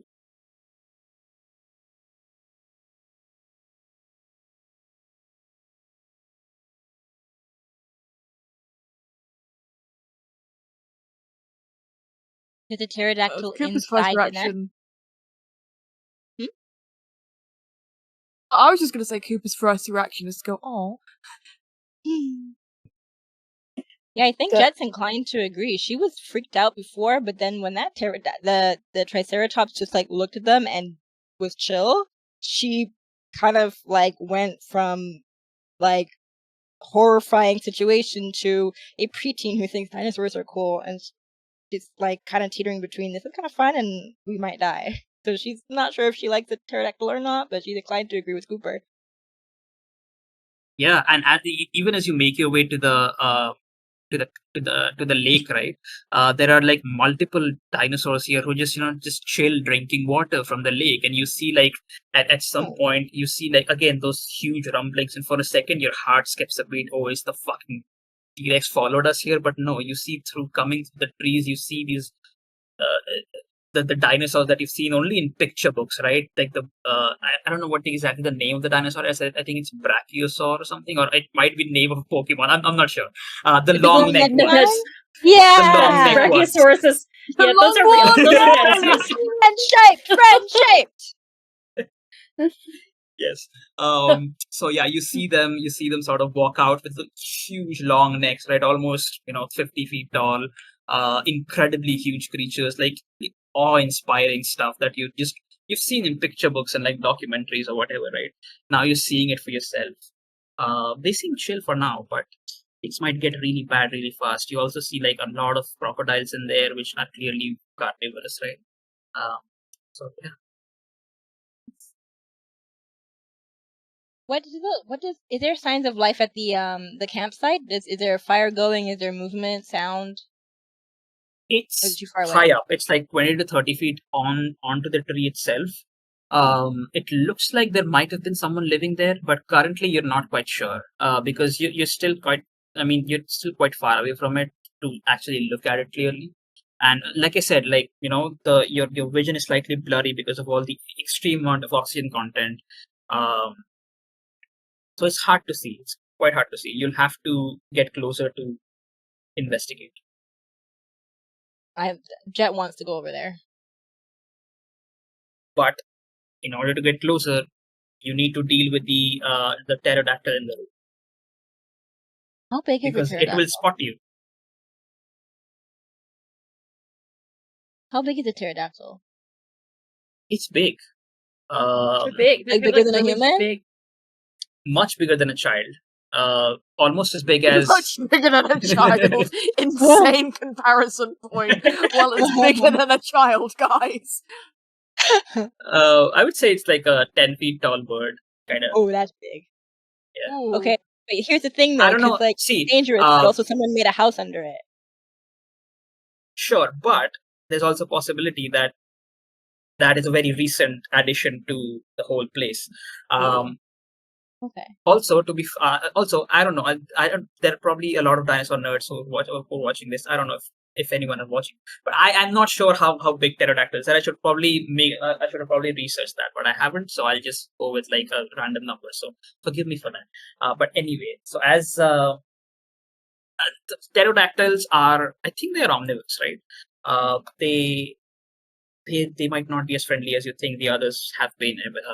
The other dinosaurs have been, right, up until now. You also, you can definitely tell that its nest is very not exactly well made, so it's like a very recent addition to the tree. And you might think that making that camp there must have taken a long time, and this pterodactyl has only just made its nest there. Wikipedia says it's smaller than a human, but it might be also just magic and big. So who's to say? Yeah, I'm would be okay with it considered being smaller than 10 a feet tall human, because and it doesn't hurt humans, and also it's really nice, and it tends to go towards humans and pick them up and take them right to where they want to be. And it's smaller, but it picks them up. It's like the eagles in Lord of the Rings, right? We're just gonna Yes. Yeah. summon Let's go with that. eagles, and Yes. A 3-foot bird could still kill you, though. So it can be small and dangerous. I don't want things to be easier. Let me be so for real. I want danger. White dino stands. No, not the dino stands, please. no, because have you guys seen owls? Like, Jesus Christ, the talons on them. Oh yeah, owls are terrifying. Yeah. I also remember seeing like an old movie about like alien abductions, which scared the fuck out of me as a kid. And it had a very like owl motif, like comparing like aliens to owls. So I have like a childhood trauma from like just watching that. So I'm sure this pterodactyl will be just fine. Yeah. I think okay, so this is not really a thinking like very cerebral thing. Jed is very much a like body thinker, like space and that kind of thing. I think she's clocked new nest, abandoned camp, and she wants to see if she can see trail lines. Maybe we have reached a point where the scientists that we're tracking down used to be, and now we're getting a clue. Okay, now we know why she didn't come back, because her base camp got interfered with. Where do we go from there? Where did she move from this, or whoever this person was? Where'd they go? Mm-hmm. Is that a roll? I roll for that? Yes, make an investigate check. Oh, I just leveled up in that. Let's go. Oh wait, that's the wrong button. Investigate. Roll. Oh. Oops. Never mind. Wow, terrible day for dice rollers. That knows nothing. You're not quite sure. She might still be in there, she might not. You definitely like see like multiple footsteps going in and out. You're not sure which ones are recent, which ones are old ones. I think then, as consequence of failing that, Jet will actually try to convince other people to go towards the camp, regardless of the pterodactyl. Like, there's a camp over there. Who else but a human would make a camp? She's probably, if she hasn't been there, if she's not there, she's been there recently. I don't know, I just think we should at least try to scope it out. As soon as Jet says scope it out, Mary Lee picks up her gun, puts her eye in the thing, the iron sight, and just starts walking towards the camp, looking around for anyone that walks out. Jet's eyes kind of shoot up because she hates the idea of seeing a peer with a gun, and then remembers we're back in time and there's dinosaurs. Just like, you know what? Who cares? And just kind of falls in line behind. Still like hanging back. She's hanging back in the marching order because she does prefer to be the last person, just in case like things pop off. And also tallest person, slowest person when it comes to like exhaustion from like environmental stuff, and like the oxygen and stuff is getting to her pretty bad. So she's physically slower than everybody else at the moment as well. She follows. start making your way towards the campsite. Um, would everyone like to roll for sneak, or are we just heading in guns blazing? I'll roll Quite sneak. literally. Yeah, I think sneaking is probably the best bet. Sure. Go ahead. Do we have to, Says the guys? Do we have to person. roll any more Got it. dice? Are you sure we have to roll No. any more dice? I know, says the person with 0 in sneak. Yep. Ooh. At least we tried. At least you How is- tried. I have foreign body. How's it happening? So does my success even count as a success at this point? Unfortunately, not. Cooper, have you rolled for listening?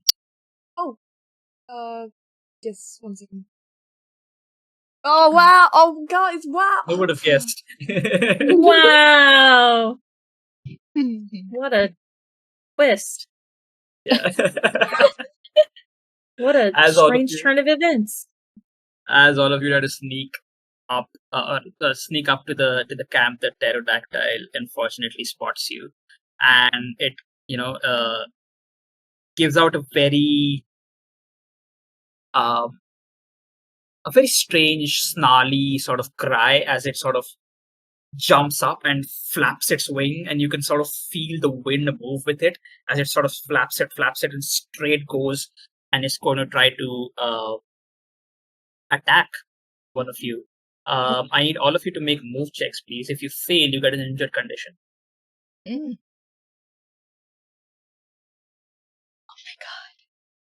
Hey, I actually got a success. Okay. No, I didn't. Okay, I accidentally rolled a force, but my force is the same as my move. So Okay. can I please just take that success?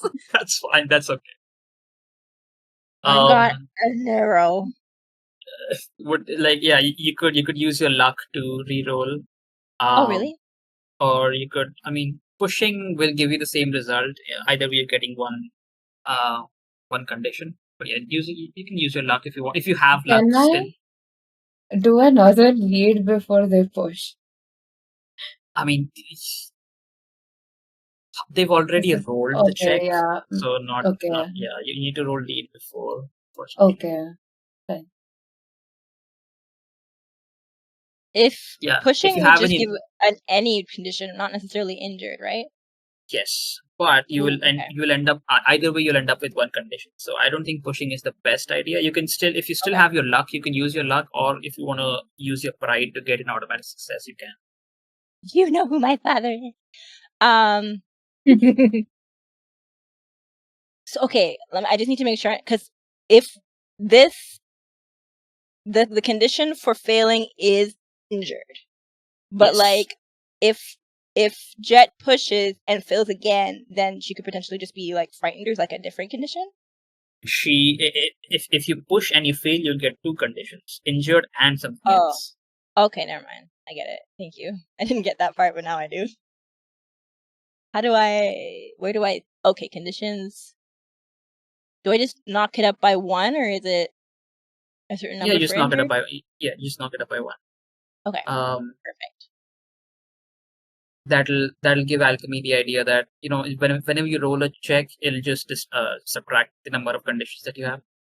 Okay, and I Other don't than have to that, write. the word Isn't there a drop down for injured, scared, that kind of thing? Do I have to mark that as well? I don't think so. But if it does have that option, sure. It's for you. It's more like flavor for roleplay. Or if you're injured, you can spice it up. Use that in your roleplay and use that as excuse or whatever. Yeah, it does. It doesn't have any mechanical implications other than just being a straight up penalty to your dice checks. That is a pretty big one, but not it's not like a condition or anything like with D&D or something like that. Right. Okay. And if you get 4 though, you're out of the session, right? Because you're broken. Yes. If you get 4, no. If you get 4 and then you get a 5th condition, you become broken, which means that you're still in play, but you fail every skill check going forward. Oh. mean, the kids Okay, cannot cool. die. But, you know, imagine failing every skill check. I mean, that's wild. Okay, so whoever failed, please give yourselves an injured condition, or is knock that condition tracker up to 1. Again, the pterodactyl swoops down as you see Merrily and Cooper sort of move out of its way, but the both of you are caught in its flight down, and sort of just it crashes onto you and tries to scratch at you with its talons, and unfortunately you do get hit by it. Maybe the beak and the talons and you do get the injured condition. Mary Lee or the others, everyone else, what are you doing? It's gone up and it's going to do another round of kamikazing itself. I mean, it's not kamikazing, it's like just going down and it's going to try to hurt you again. But yeah, it's gone up and it's going to make another round coming down at you. What do you do? I want to do a force check by shooting the gun near it and trying to fight in the pterodactyl. Sure, go ahead, make a force check.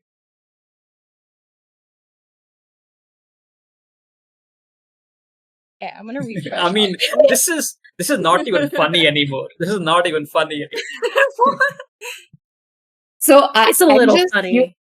I'm It just is, it is, using it my is. last luck.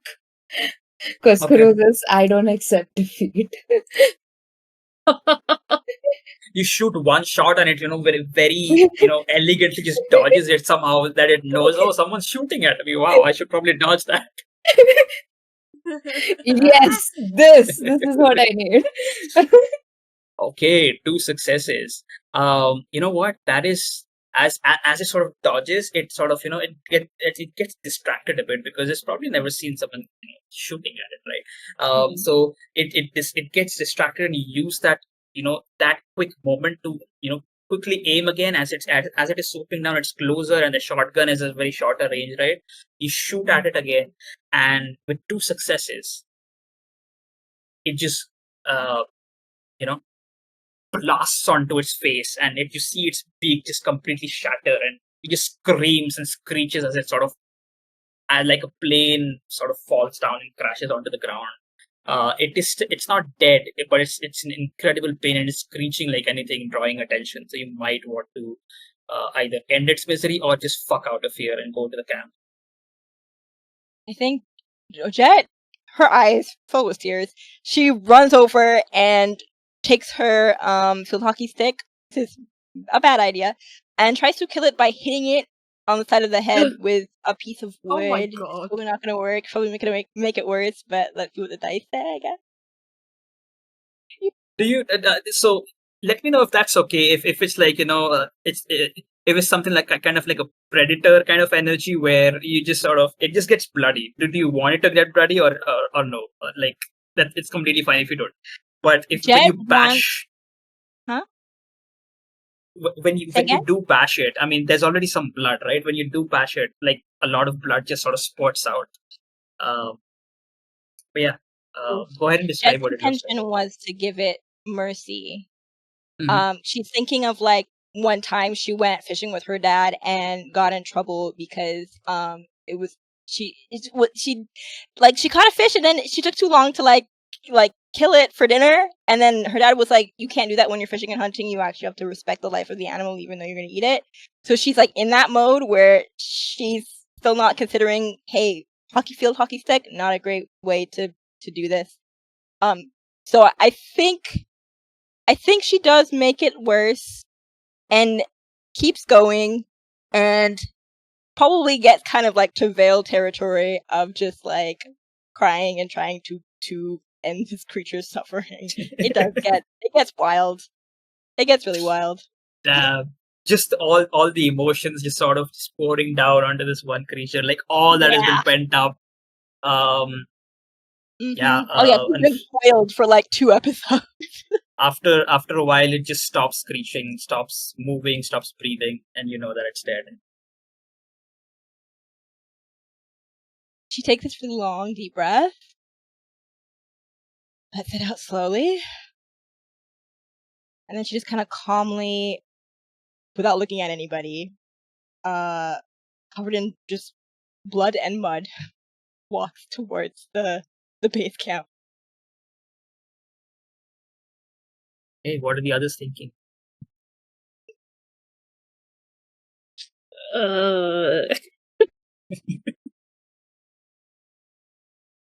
That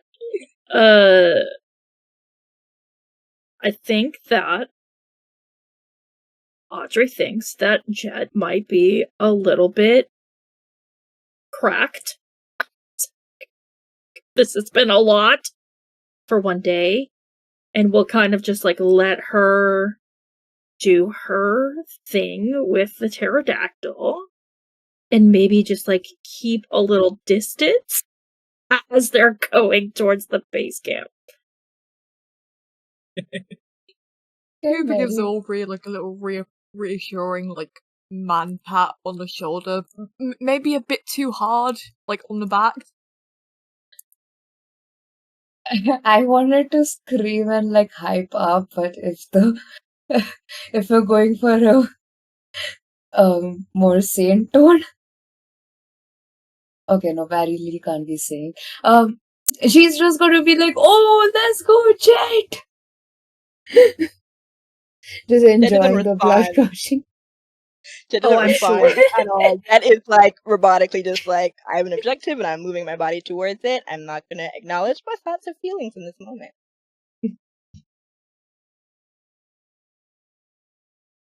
Hey, as you make your way to the base camp, now that the problem has been dealt with, it is built up on a tall tree. There is a ladder which leads up to the treehouse, 20 meters up.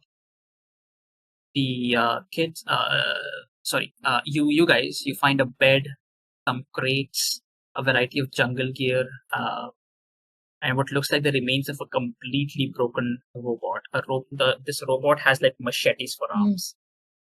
Oh, jeez. Yeah. I needed a bigger gun. Also, there are 2 hunting rifles here. There is. Oh. Yes. There is a huge bag left to one of the sides of this room. But the most important thing is on the bed is someone asleep. Oh. Okay, so as soon as Mary Lee sees this, I think she's gonna hand the gun to Audrey, the shotgun in her hand. Oh. Okay. Goes towards the hunting rifles. Picks it up, cocks it, pokes the person sleeping. Wake up. Nap time's over. As you poke this person, she just sort of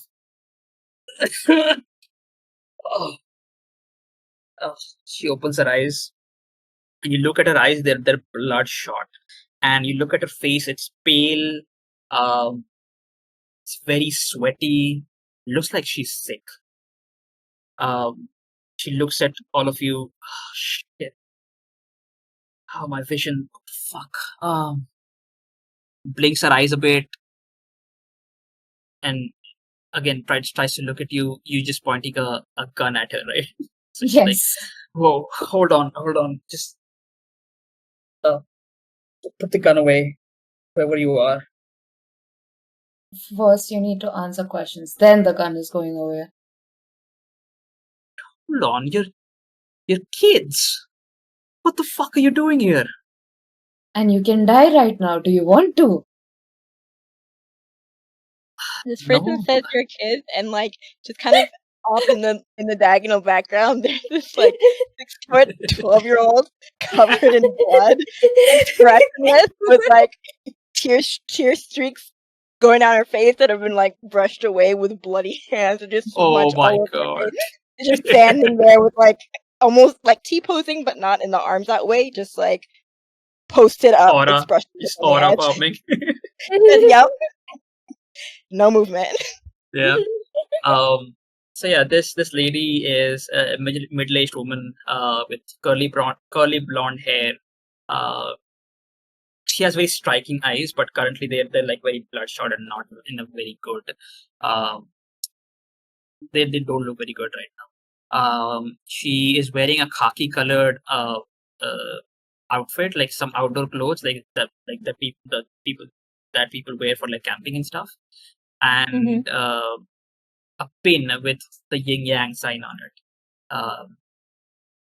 It looks like she has multiple short accessories on those clothes, like a small thing with for a flashlight on it and like stuff like that, like a lots of pockets and stuff.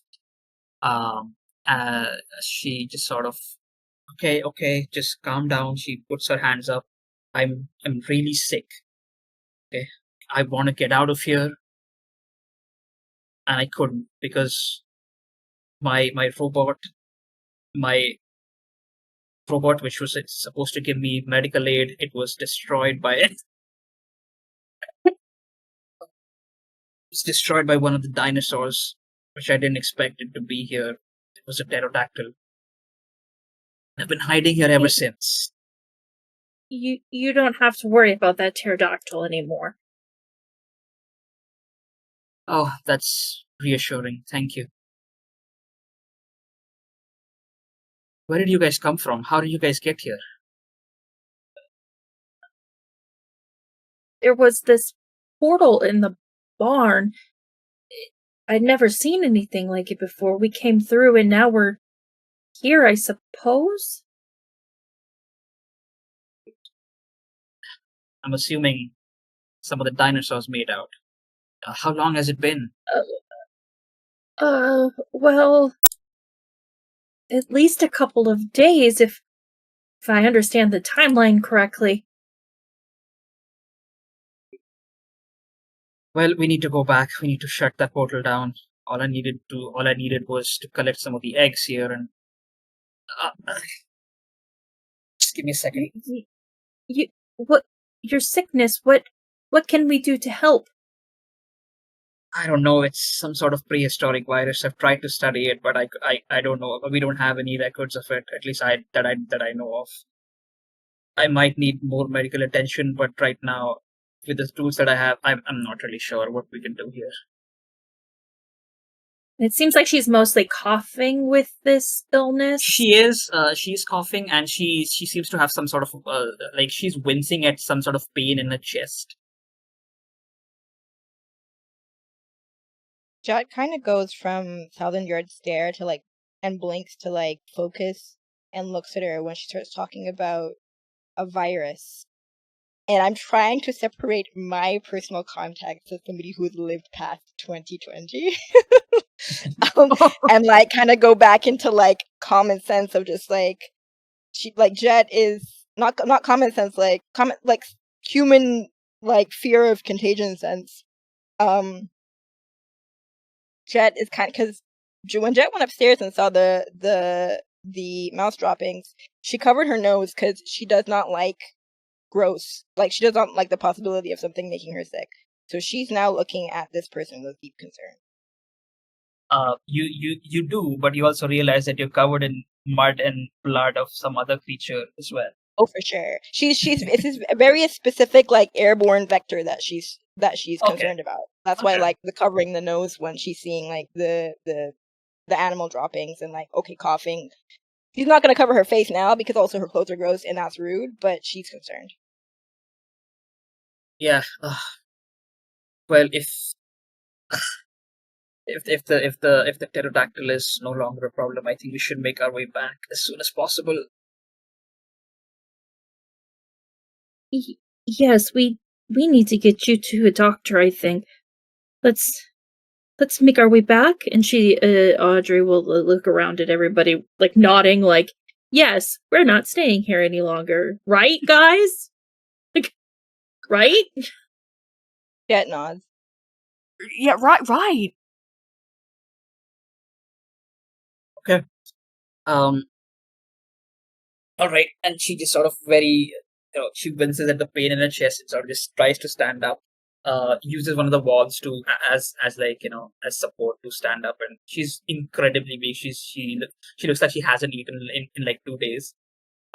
Yeah, incredibly Audrey's pale. gonna help her walk, like be a support. Okay. Cool. As long as you don't, are you doing anything else here, or should we move forward with the Oh scene? yeah. Jet is looking at the machete-armed robots. Robot. She kind of looks over. She gets like physically closer to it, looks at its arms, and then kind of mumbles. It's not a mumble. She's speaking loud enough for other people to hear her, but she's speaking not as. She's speaking kind of in a truncated. I'll just do it. It's easier to do it than to describe it. She looks over and she's like, "This come apart." Uh, The arms. if Do the arms come apart? you can probably try to do it. It's probably going to be difficult. I mean, it's already broken. Should probably get as much as She immediately starts trying to take the machetes off. Okay, it's gonna be. You know what? It's fine. Don't roll. Oh, I will. Oh God, Oh. yeah. No, maybe I won't. Maybe I'll remember that zeros are just the number of the day, and that's fine. I'll I'll roll like actual dice. I'll roll actual dice with my actual physical dice in front of me and tell you what that number is. I do not trust alchemy anymore. Yeah, Something's wrong. neither. It's fine. You take some time. Just for the fun of it, you can roll, but I'll let that slide. Wait, how much what would I be rolling? It's a tinker check. Ooh, okay. That's tech. 0 in tinker, 1 in tech. Ooh, okay, yeah. I'm just gonna roll for fun. Oh, it's a 5. It's still a failure. But, yeah. Either way, like I said, I will let it slide. So you spend some time. At first, like it looks difficult, but you spend some time, tinkering with it, and you get some screws loose, and you're able to get the machetes out. There are 2 of them. So one for you, and maybe if you want to do it real, you can.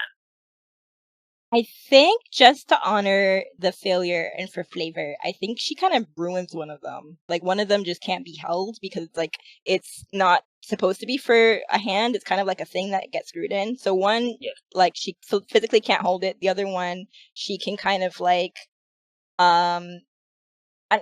she can figure it out. It's not comfortable, but she can actually wield one. All right, cool.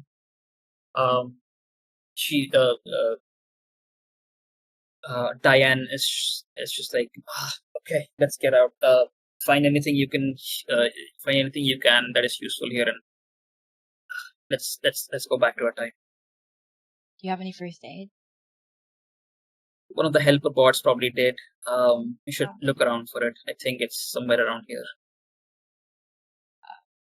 The helper bots, they're all dead. Yeah, I know we want to rush out here, but I think some of this blood's mine, so I'm actually gonna take a look around for that, if that's okay. Sure. And like she knows, like other people are also injured too. Like she's not more injured; she's just more freaked out. Yeah, it's gonna be an investigate check. Okay.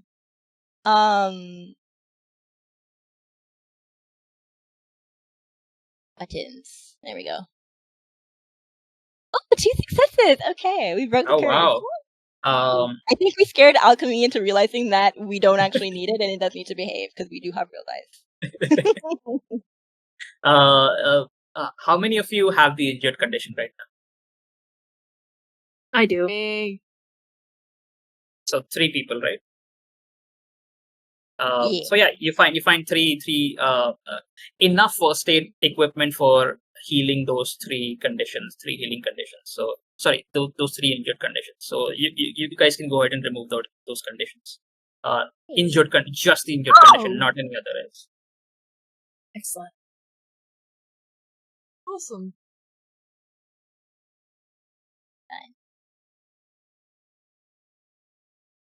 Okay. So I'm gonna skip something. I'm gonna skip through here, through some of the stuff here. You guys make your way down the ladder, and eventually you go through the same route, the same path that had been cleared by Diane, and make your way to the portal and step through it. It is a long trek, because Diane is not in the best shape right now, so you have to be slightly slower and looking around for any threats.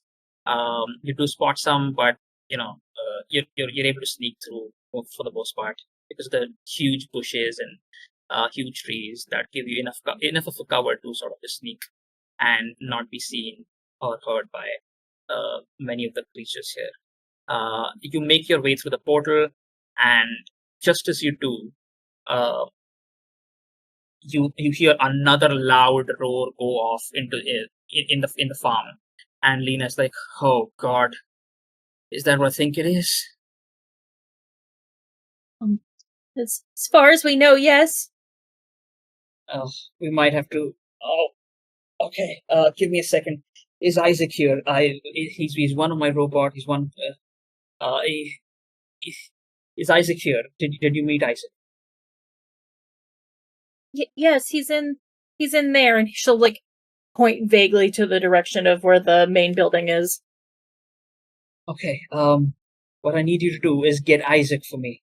I'll stay here, and I'll try to close this portal as soon as possible. But I need Isaac's help. In the meantime, all I can ask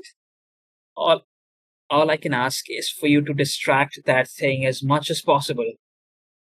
And I think we might not have a choice. We need to lure that thing in somehow, so that it doesn't cause any more havoc.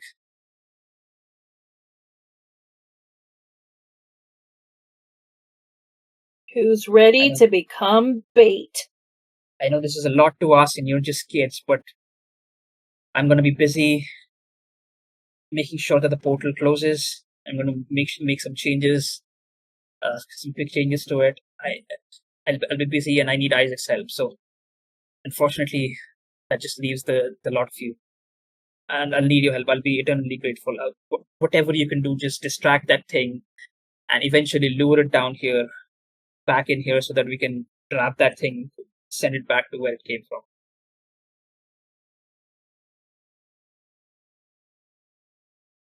Trust me, I am I'm 13 sure. years old.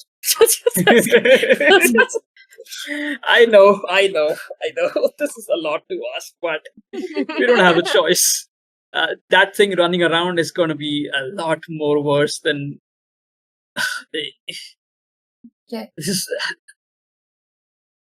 I will do all I can to trap that thing in there. Okay, I just need some time. So just distract it. Get Isaac in here, and let's not worry about luring it for now. So what we need to do is distract that thing so it doesn't come in here and destroy this whole place. I just need some time. Okay. What is You it? got it, right? What is it? Well, you keep saying that thing. What is it? You're sending us at a thing, and you're just saying, what is it?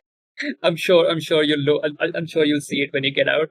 It's a thing of nightmares. I'll just say that.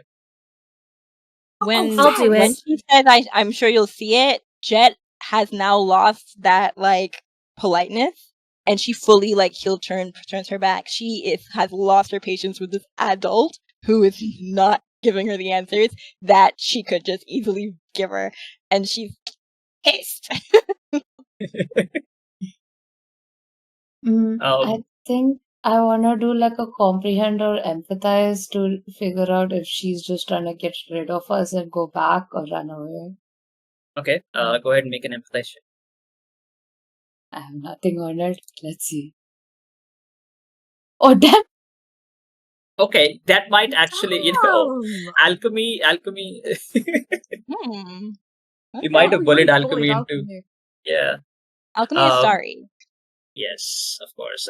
So great. With that one success, you feel like she is determined in closing the portal, but her motivation of luring that dinosaur in is more, selfish, because clearly this is a failure for her. Whatever she set out to do here has not gone the way that she wanted it to, and she wants to get rid of all evidence, basically. Selfish in the sense that it is okay if the dinosaur is outside, or is it not? It's not okay, Okay. because Okay. that is evidence that she tampered with this stuff, and Oh. and by context, by like reading the journal and everything, that she's been fired from the loop. Okay. And having that dinosaur out here, she might get in like okay. First of all, like a T-Rex out here is like already trouble enough, but that'll get Yeah. her into more trouble with with DARPA, the intelligence agency which overlooks the loop. Hmm. So she's trying to get rid of it. If she, I mean, that is her motivation. But for now, her like her secondary motivation. But for her primary motivation is to clearly close the portal as soon as possible. Hmm. Okay. You also feel like you just know that this person is going to be shitty. She'll probably just run away after all of this. Then I wanna do either a charm or force. Basically, I look at her and I'm like, I know you're bullshitting me right now. Just get out and switch off the portal, and we're gonna fix this with more radars because I do not trust you. What I plan to do, I don't. That's what I just need a distraction. That's it. No, I don't think you need The that, actually. distraction, I think all you're gonna Maryland's get right. from. Oh, sorry. Oh yeah, Jet just like support Maryland. She just said, wait, I'll just say what I already said. Yeah, no, I don't think you need a distraction. I think Marilee's right, and we're gonna stay right here until we need to leave and make sure that you turn this thing off. And I'm just gonna say, or you're going to get shot with a hunting rifle right aimed at her, cocked again. Fuck. And I wanna do force. I wanna frighten her into getting out. Sure. With help from Chet, you get a +1 dice to that. Oh, yay! Cool. Nice. One success. She's like, Yeah. okay, fine, lower the fucking gun. You're gonna shoot somebody. I think that's the point. Look, if you shoot Listening to me, Jet now. this portal remains open and more things get out. I am your last option here, so just please lower the gun, okay? I'll do what you say. Well, that means you have two options. You either come out alive and shut this portal yourself, or we find someone else to figure out how to shut the portal. It's okay. There is We no don't one care. else. There is no one else. Only I know how to shut this portal off, which is why I'm saying I'm willing to cooperate. Just lower the gun, please. Jet gets Not my closer to the problem. scientist, leans in, and goes, think of it this way. If you're dead, you won't have to worry about the portal anymore.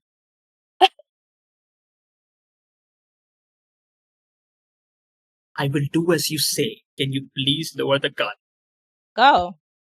What's First stopping you? two, Go out of the portal. then I roll the gun. Okay. She does. Steps out of the portal. All of you are in the barn. You hear another huge roar from the farm. Okay. She moves to the synthesizer.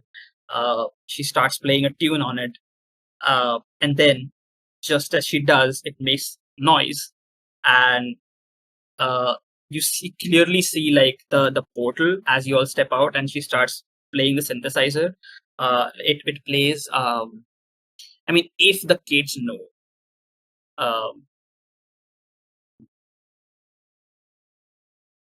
Just give me a second.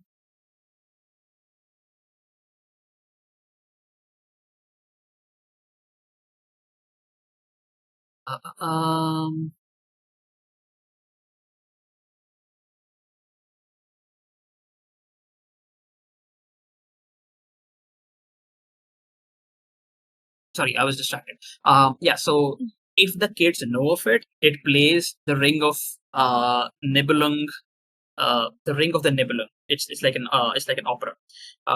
She starts playing on that, and you see the portal start to shimmer and just kind of goes wild. Like all the energy around it just sort of scatters and comes back into it and scatters again and comes back into it. It's kind of like an oscillating motion almost, and it's clearly kind of unstable, but it's holding in place because whatever Diane is doing.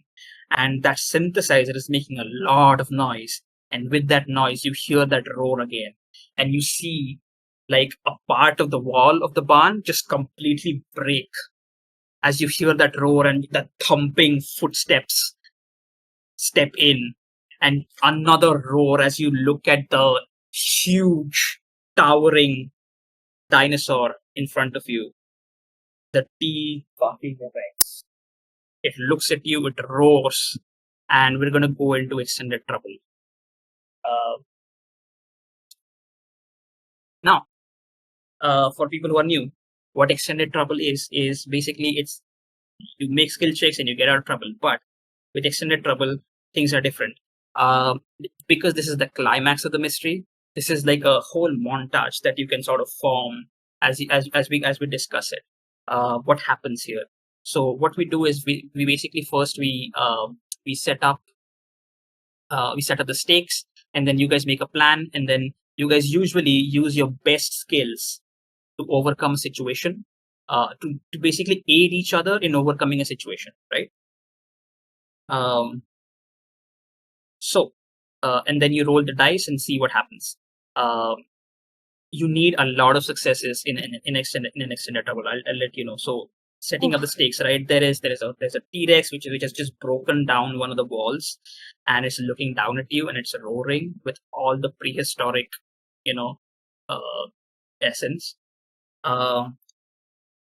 As it does, the stakes are going to be that you need three times the number of player characters. So that's 4 into 3, that's 12 successes to succeed on this extended trouble, right?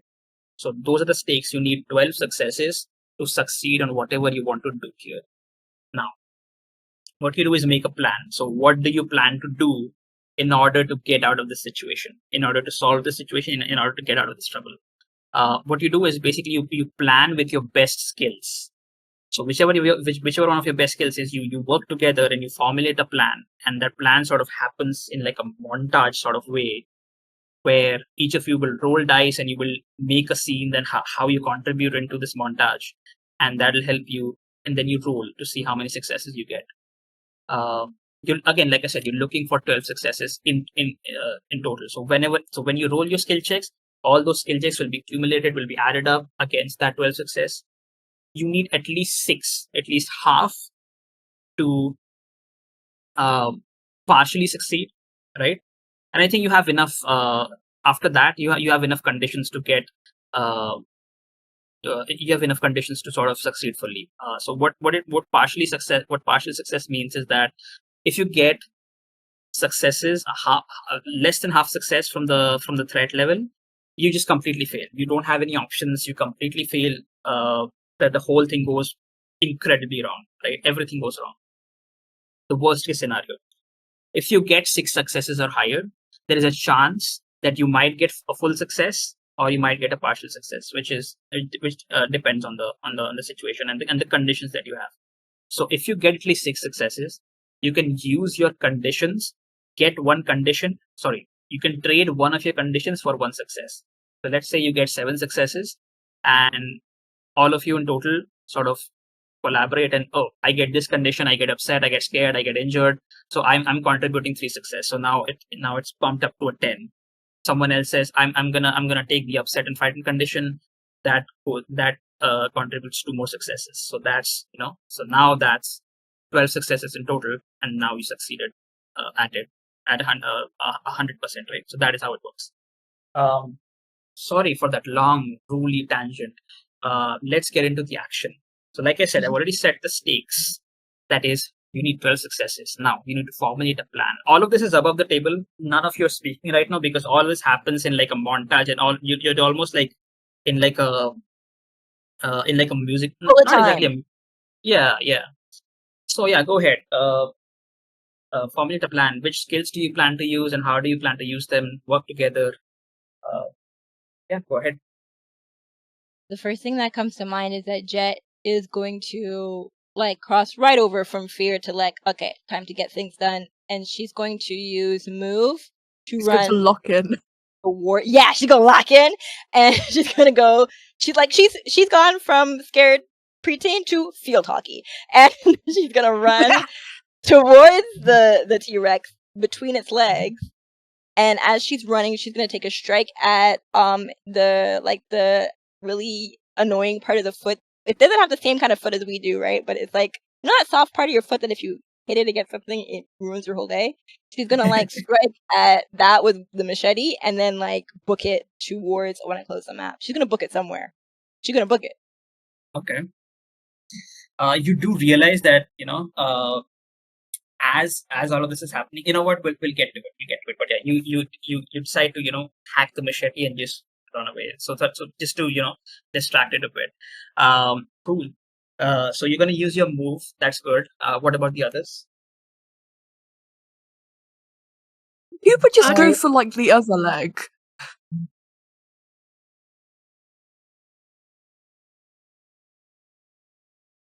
Yeah. So just going for the other leg. Which skill are you using? God, how? You have to. There's So still also like that guy. you do have to No, realize that it sorry. has like you'd have to realize that it has like incredibly thick skin with its scales, and its leg is probably larger than you. Mm. Ooh, okay. You're just not trying to hurt Well, it. It's trying to annoy it. Yeah. Mm.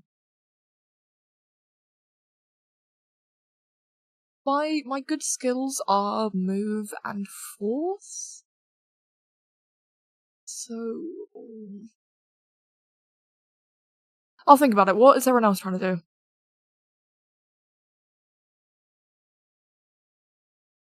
So Audrey's best skill is comprehend. So I think that she takes a look over the dinosaur and is able to like point out to Jet and Cooper, like, if you hit it there, can we knock it into the portal? To trip it? Yes. Tripping a Actually, dinosaur would be incredibly difficult, but again, like if you get like 12, you need to like so if that is your goal, to send it back into the portal, that needs to so you need to work that way, right? So that needs to be your main goal in planning, which again, tripping it is not going to be a case, because it's like so heavy and so huge that tripping is just not an option unless you have like some huge robot or machinery going around. You do realize that there is the guys out there, the teenagers, they have a car, so you might want to use that for something. Yeah. I was thinking of that too, but Jet just doesn't know. Like, when we left, they had gone to the car, but we didn't see if they moved from there. So if there's signs of them, yeah, that. I'm also thinking like the portal kind of just floats in space, right? And this T-Rex is not very smart. It's the circle on that's the machine or the portal in the barn on the map. Sorry? On the map, is that circle in the barn, is that the machine or the portal itself? That circle, that's the machine. Oh, I mean, that is the machine, yes, and the portal stands above it. Or that's a vertical circle. Okay. Okay. So that's no bueno, because it really could just smash the portal machine as it goes towards the portal, right? Ooh. Okay, then, and what wall did the dinosaur break to get in? The one Right. right, the left side of the hole, basically.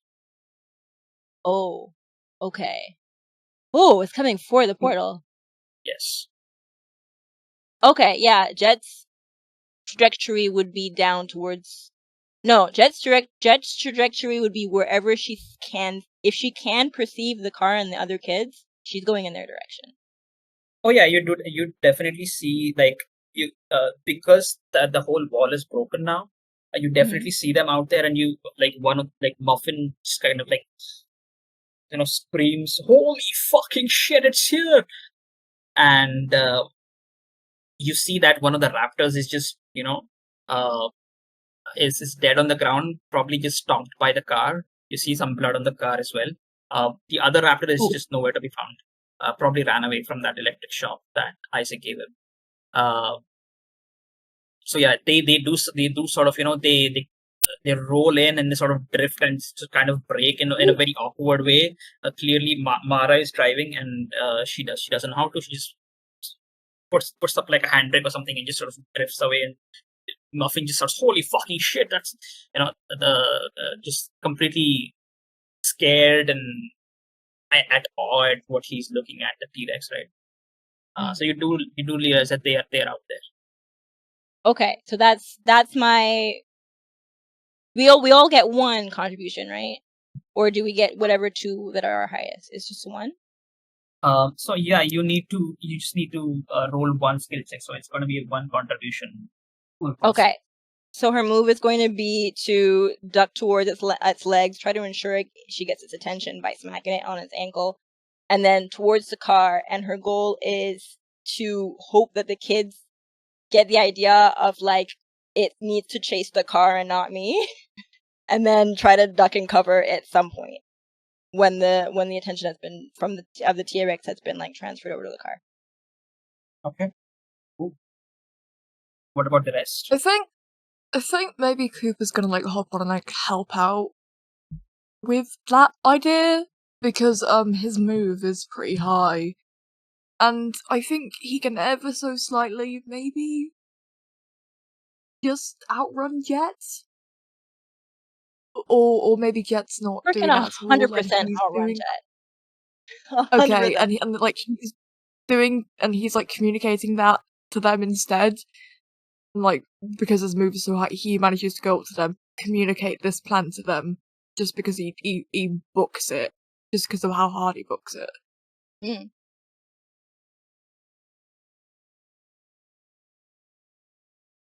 Okay.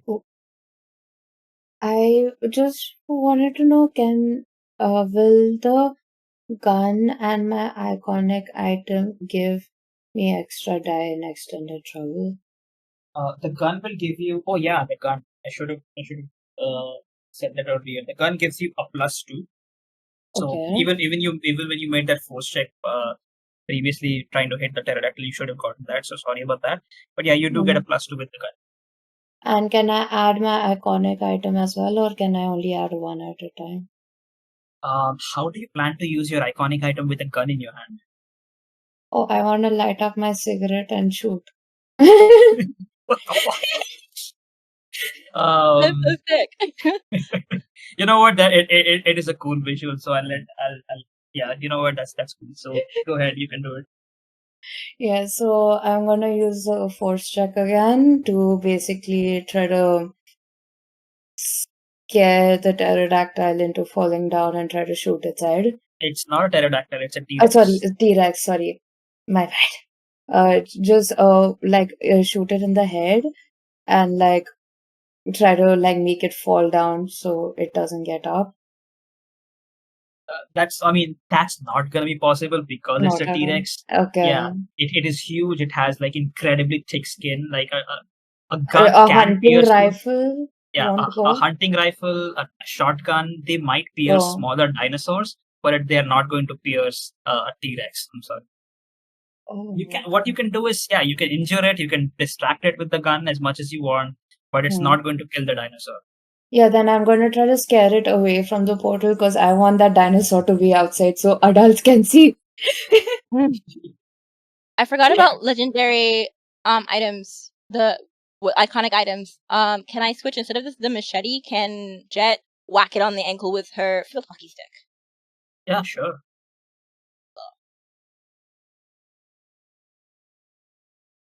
Iconic items give you +2 dice.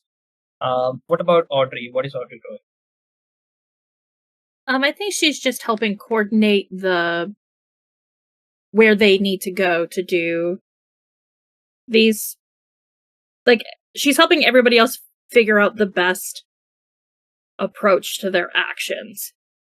So it's like, remember, if you're gonna shoot him in the eye. And Okay, go for the eyes, boo. But anyway, yeah.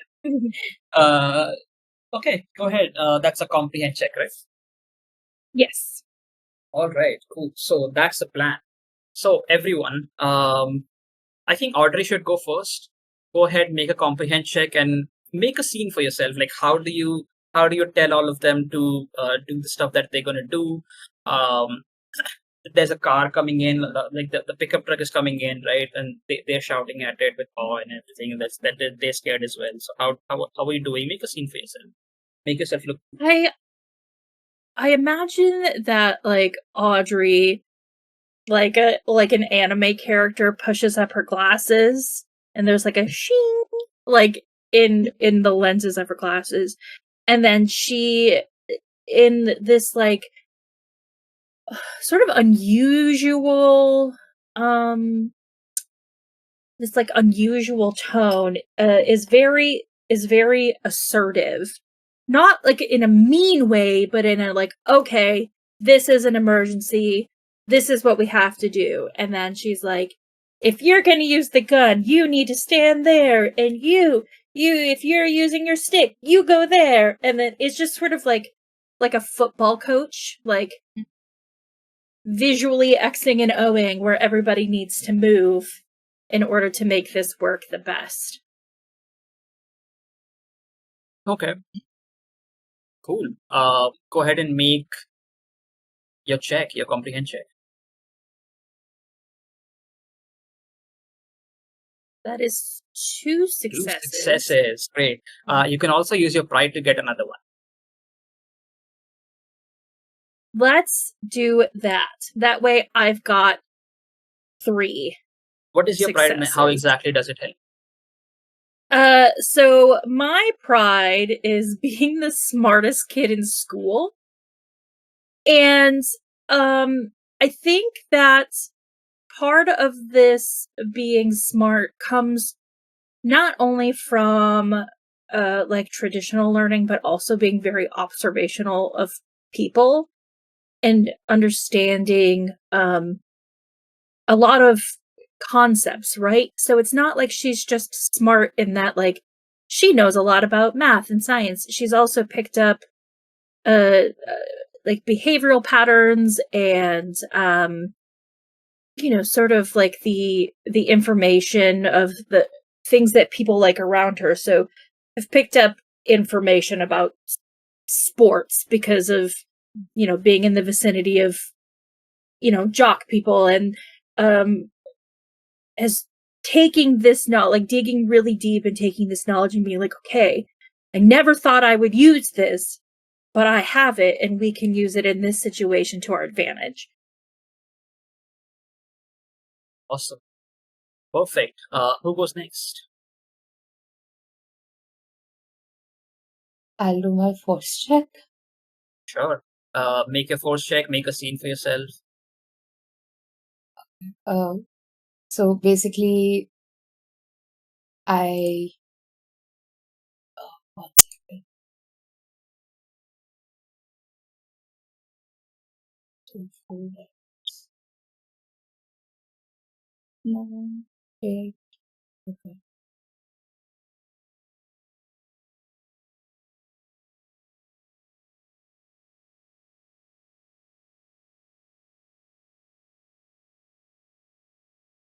But so Mary Lee actually starts off by taking out a cigarette, lights it up, listens to Audrey and is just trying to aim at the eye, and then shoots the T-Rex. And I think I'm going to. If I push it, can I push all of the rolls together? So in extended trouble, there is no push. Oh yeah, no push, no Yeah. luck. You can still use your pride to get one automatic success. But what is your pride and how does it help you? My pride, my pride is to help people in need, help kids in trouble, basically.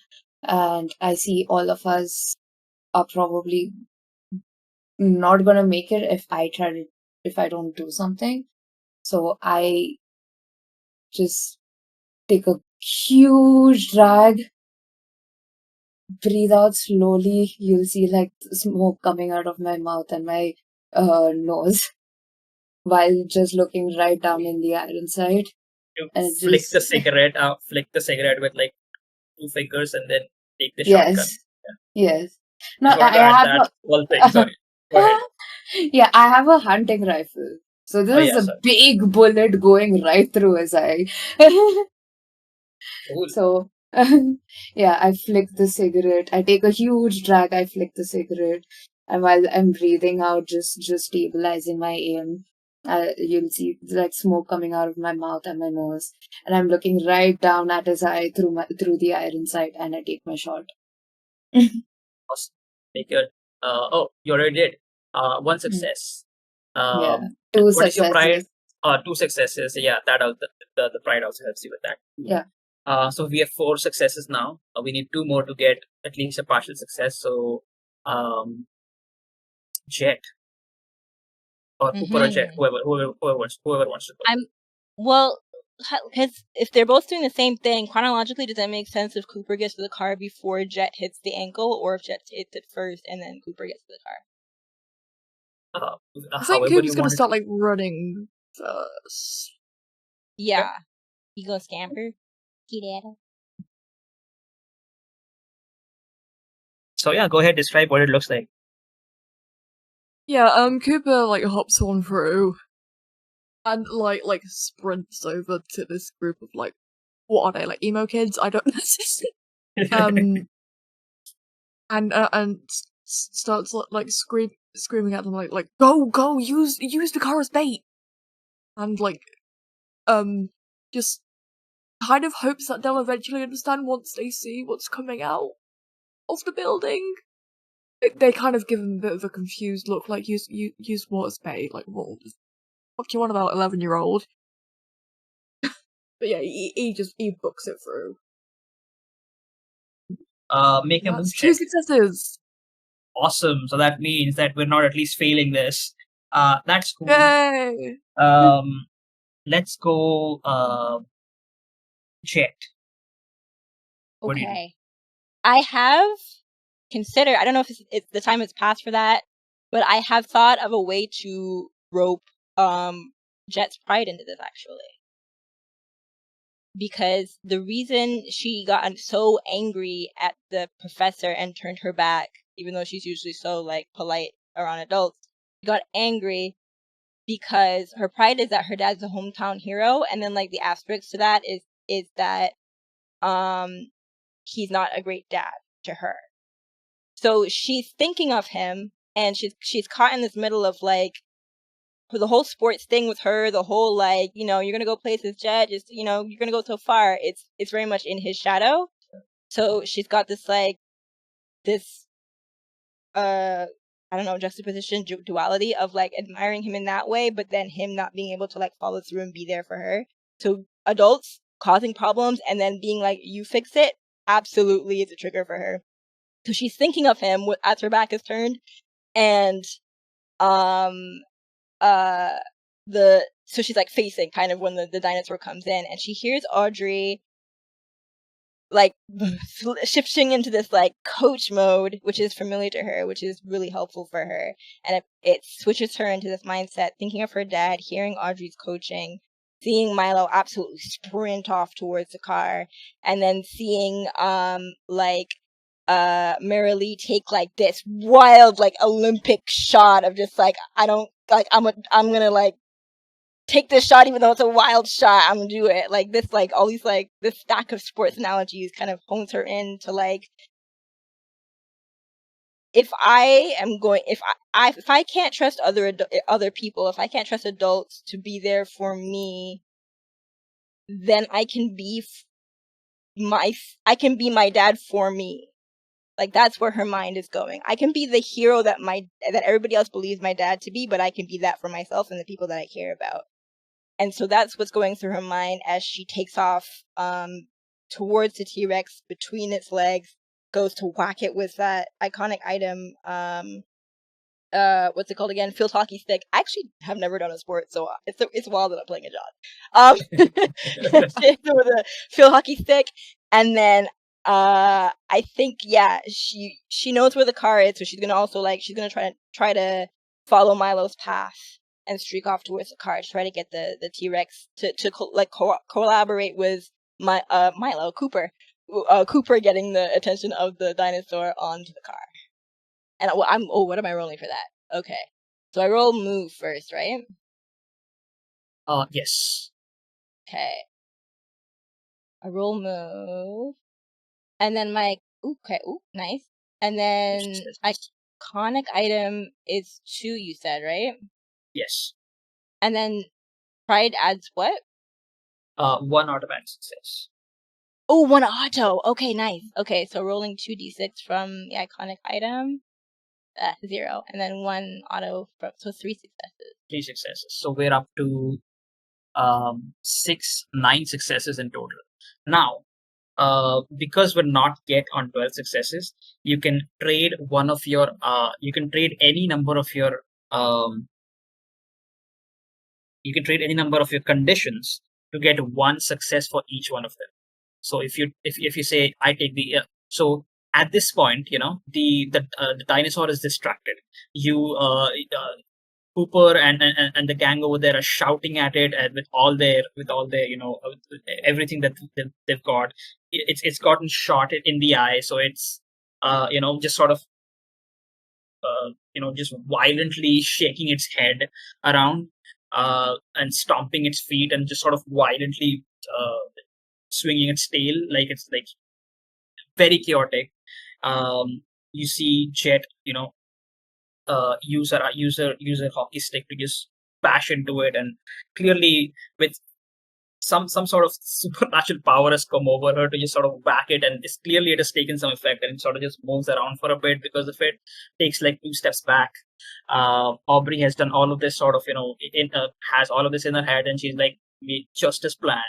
And still it is not quite enough, but you will have to go that extra mile. You will have to take those conditions and give yourself more of push yourself a bit more to get rid of this dinosaur. So what do you do?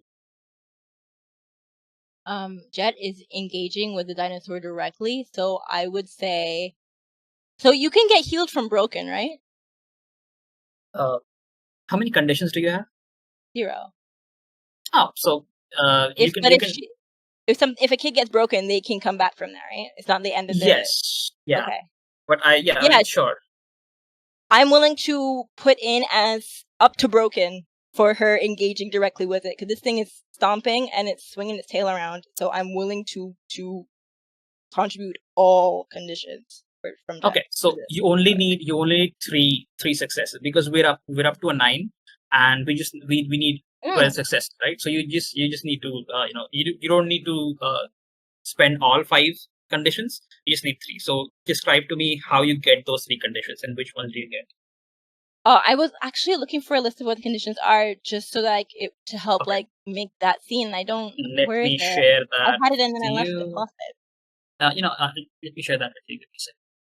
Perfect, thank you. It's in the 4 Seasons chat.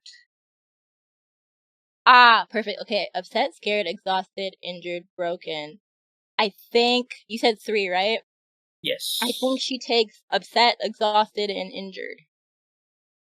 Because she does a really impressive job dodging the stomping, but as she's trying to turn the corner and head out to where the car is, the tail kind of clips her and absolutely sends her ass over tea kettle, far enough away that she's out of range from this thing to step on her, but also far enough away that the impact does she is hurt.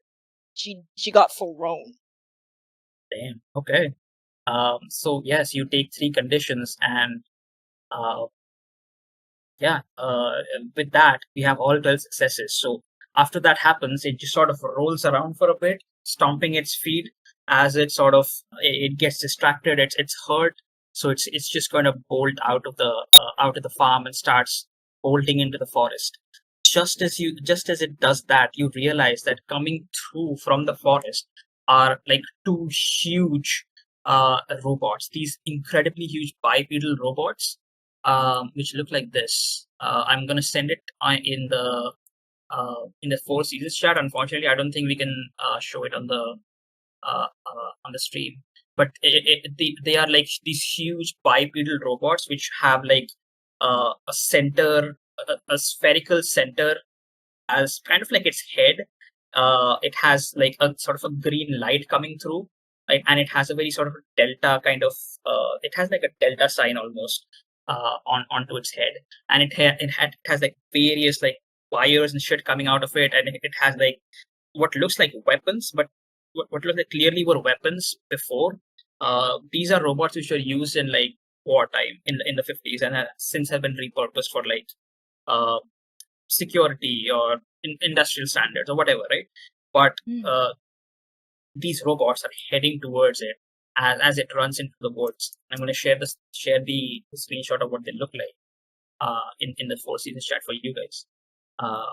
And it runs towards it, and these two robots they sort of just collide, and the dinosaur and the robot just sort of get into like a kaiju fight almost. And for now, that is not your concern.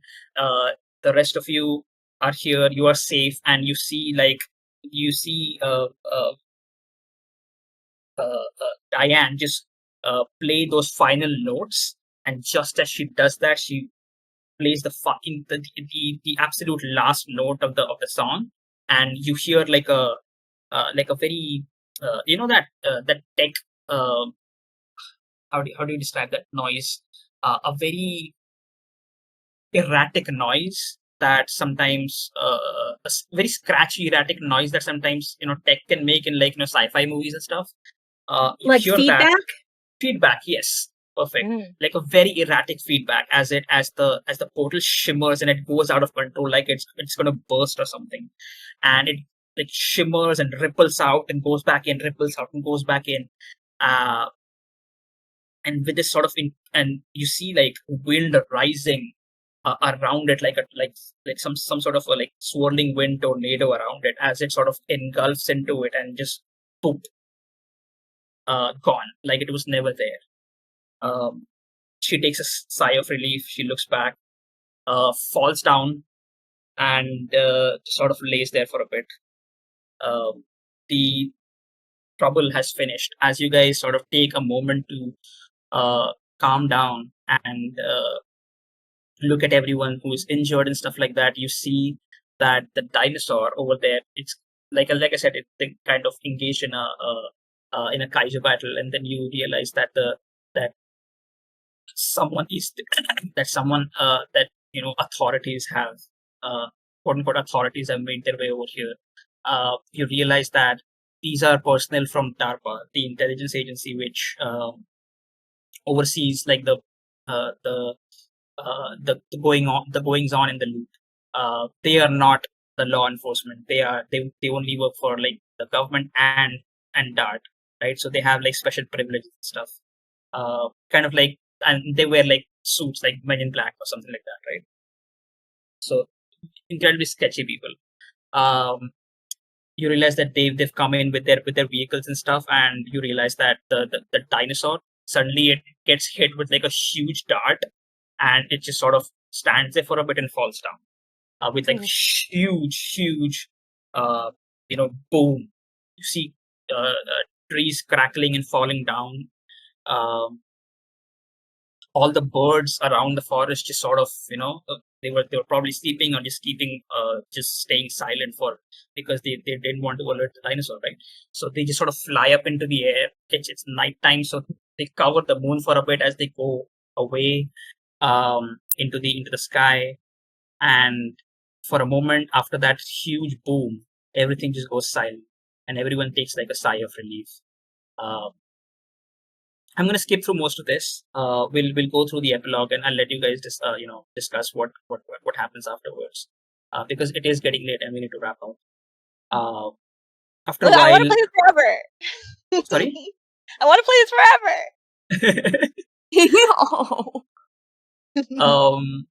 So what happens is after a while, you see some like the vehicles of the DARPA agents come in, and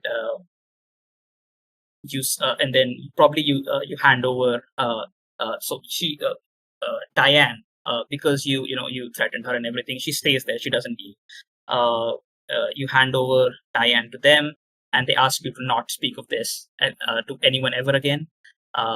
Yeah, even if there is a back and forth that we're gonna talk about it, whatever, they believe that they won't believe you. Trust me, you don't want to. Yeah, yeah. It's better not to talk about this. They're gonna threaten you to do that. Not threaten, but like it's a warning. Don't do it. Don't speak of this at all. But yeah, you see these people. They take in Diane. They put her in one of their vehicles, and they go with the robots. They return. The kids, the teenagers are like, they're like overjoyed and like, what the fuck, that was so metal, holy fucking shit, we fought a dinosaur.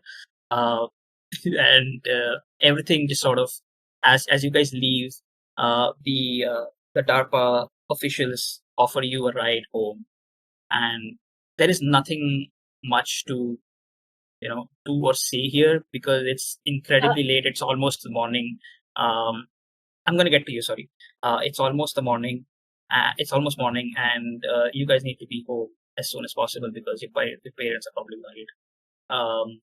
You do in fact get Isaac returns, and you do in fact get Ham. You part ways with Isaac, and Ham parts ways with Isaac. Ham sort of licks Isaac on his face as he leaves. Thanks him for taking care of him for the 2 days that he's been with him. Isaac is. We'll see what happens with Isaac. I'm sure one of you has I mean, Mary Lee has a connection with him, so I'll let you decide what happens with Isaac. But yeah, you take rides home with the DARPA agents, and they drop you off. At your respective homes. Now, that is the end of it, and I would like you to describe some sort of an epilogue as to what happens to your characters, or even something that you did while the closing action was happening during all of this. So yeah, go ahead. Let's make it quick because again, I'm assuming people need to leave. They have other commitments as well, and it's late here as well. So yeah, please go ahead. Yeah. Let's go alphabetically. Amber. So Audrey is still very concerned about Ham, so is very happy that they found Ham.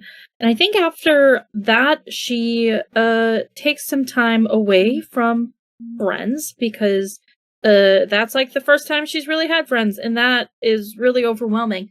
So she'll spend Christmas break with just like her mom and dad, but she will make little Christmas cards and send them to everyone for holiday break in hopes that maybe somebody will either write her or call her or something back. I have a question actually. What cover story do the agents give the kids' parents? Interesting. I think they're just going to say that your kids were out there finding the dog and they got into a lot of trouble, and there are like huge animals out there, like a bear or something, and like multiple bears escaped like a zoo in Las Vegas, and they were terrorizing the forest, and you and your kids are basically got mixed up in all of it. They were trying to hide in the forest, and the bears had broken the telephone lines and the electricity lines. So there was no way to contact you guys. We made sure that the bears are taken care of. They are sent. They've been sent back to their respective zoos and their respective places and captivities. For now, the threat is eliminated. That is what they tell you. Tell the parents. Okay, and there's no. Oh, and the kids also helped us. It's like the kids did something silly, got in trouble, and we saved them. Kind of energy. Yes, they take okay, good, all the credit. They don't give you any credit at all. Excellent. Okay. So Jet gets dropped off at where she lives. I have not thought about what kind of home she lives in, like physically what the building is, but she gets dropped off at home. She's kind of holding her she's pressing her her left arm against her chest. She's got a broken collarbone, doesn't know it. She just knows her shoulder hurts and it hurts to move it, so she's like stabilizing her shoulder with her other arm. and her dad rushes out, hugs her, that hurts, apologizes for it, and is initially very concerned and very glad that she's okay, and takes her to the emergency, gets a whole broken bone thing figured out. But after everything kind of is smoothed over, after she was exhausted, she was upset, the crisis was over, and she finally had the space to be a 12-year-old girl who is scared, and so she just was inconsolable from like in the car to the whole night, inconsolable. When everything is finally said and done and things are kind of back to normal, her dad sits her down and has a conversation about the choices that brought her to be in that situation.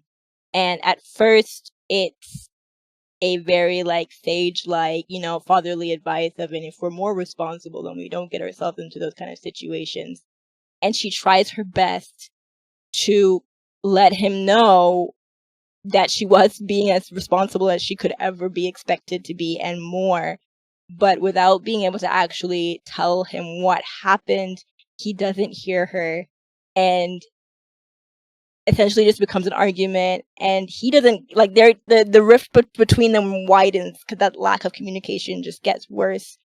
And she ends up just like running into her, doing the teenager run into bedroom, slam the door thing, is very upset about it. And then her life just kind of falls back into the regular rhythm, plus that, the extra unsaid difficult feelings, her not being able to fully process what happened, and also her dad just being the same as he always has been in the worst way. And then she gets a Christmas card from Audrey in the mail, and it makes her smile, and she thinks about what she thinks about those feelings that only 3 other people she could only talk about. What happened was the 3 other people that were there. And so she goes and she picks up the phone, and she has one of those fun 80s phones in her bedroom. And The yeah, huge brick she ones. dials. Yeah, the fun colors with like the rotary dial and all that. Yeah, like the novelty phone. And she calls up Audrey for a little chat. And that's the end of that scene. Awesome, perfect. Love that. Who was next? I can go next. Okay. I think Cooper, he comes back home, he doesn't even bother to go in like the main house building at the farm. He just goes straight towards like the horse pen and just talks to the horse. He just kind of like rants and vents his feelings out to just this whichever horse is. He doesn't have a particular bond with this one, but it's half asleep and he's exhausted, and he just kind of puts his head onto it right next to all the hay, and just he eventually falls asleep in the horse stables rather than going home for dinner. I mean, it's way past dinner, but sure. You also Well, midnight snack dinners. Stacy also, she Ham. You take Ham with you, right? Because Stacy has been staying at your place for some time, or just because Ham has not been around. So she again she reunites with Ham, and as you are sort of just talking with the horse and in the barn, she sort of just slams the door open as you're trying to go to sleep. She just wakes you up, and she's like, "Oh, thank you, just repeats the thank you like 100 times, and just gives you like a huge hug for like a good minute, and just thanks you through all of it. uh, yeah, just she's like incredibly thankful and grateful that you found him and that he's safe and sound. Yeah, he just like groans out like, "You're welcome." I think like he doesn't know if he's awake or asleep at this point. He is so tired. Okay, cool. That's the end of that scene. Awesome. Merely,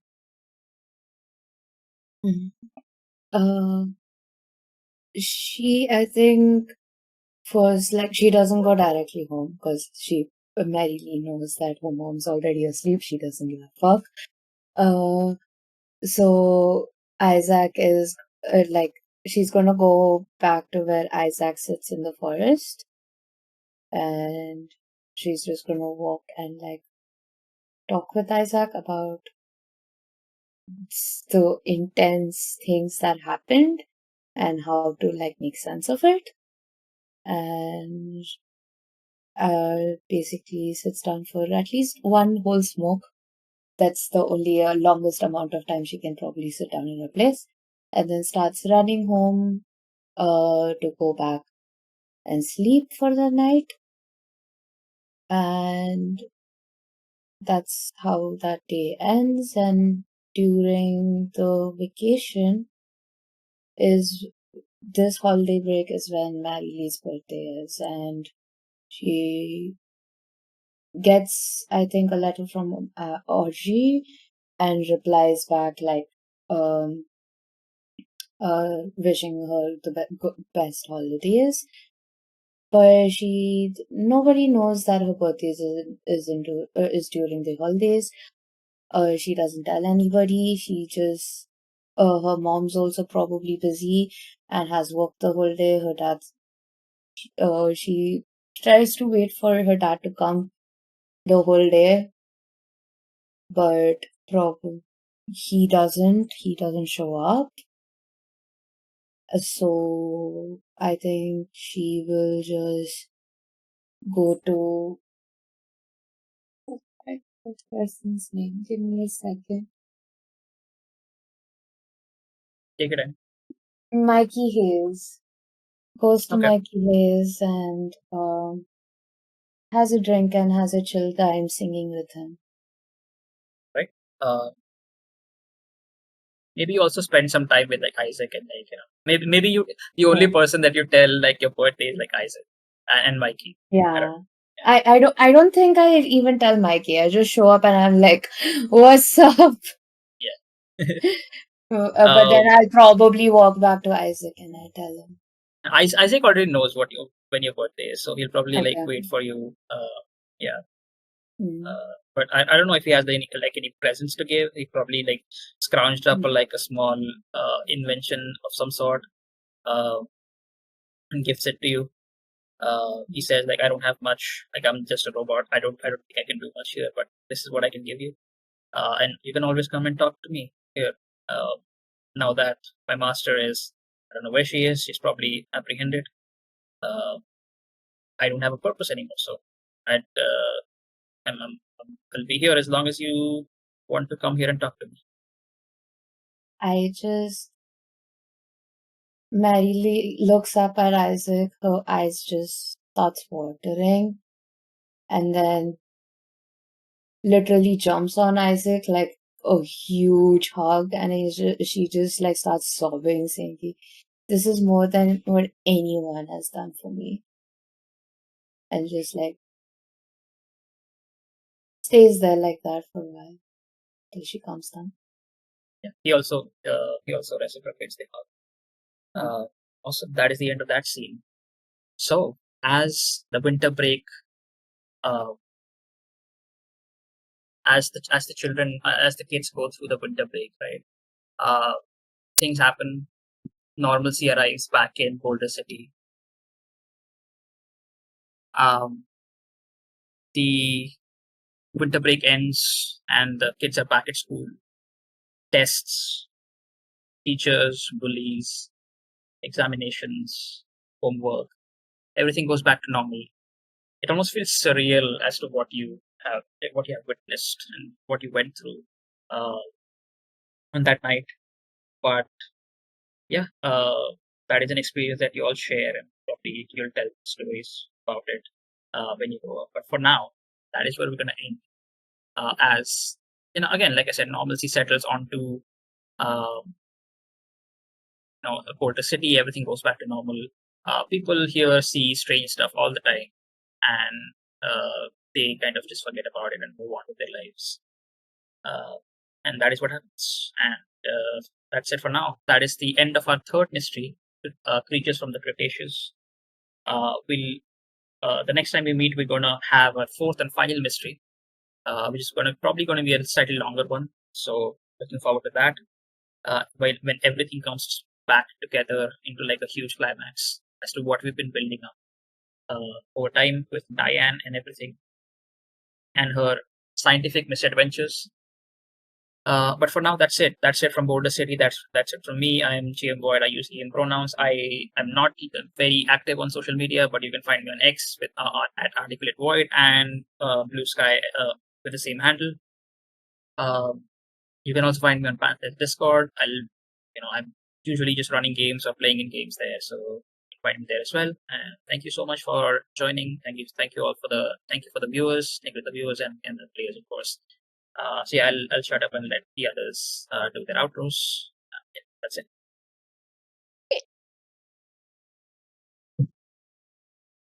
Hi, I'm Amber. I use she, they pronouns, and I played Audrey today, who uses she, her pronouns. You can find me most anywhere on the internet as analog_Amber, except for Blue Sky, which you can find me as analog_Amber, all one word. I am a Twitch streamer who plays variety games on my channel, so if you like someone who is positively terrible at video games and is really loud, then that's me, and I would love to have you.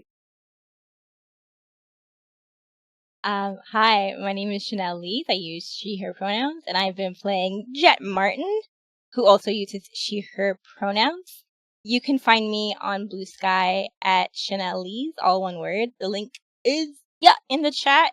And now there's also, my link tree is linked, on my Blue Sky, where you can, I try to keep that updated with whatever I'm up to. I am in one other campaign, at the moment, and I haven't really locked down exactly what I want to do with actual play, but I do know that I have so much fun playing characters being very traumatized. So I will definitely be doing more scary things in the future. And I feel like I was gonna say an extra thing, but in truth I wasn't. So I'm just gonna pass it off to the next person.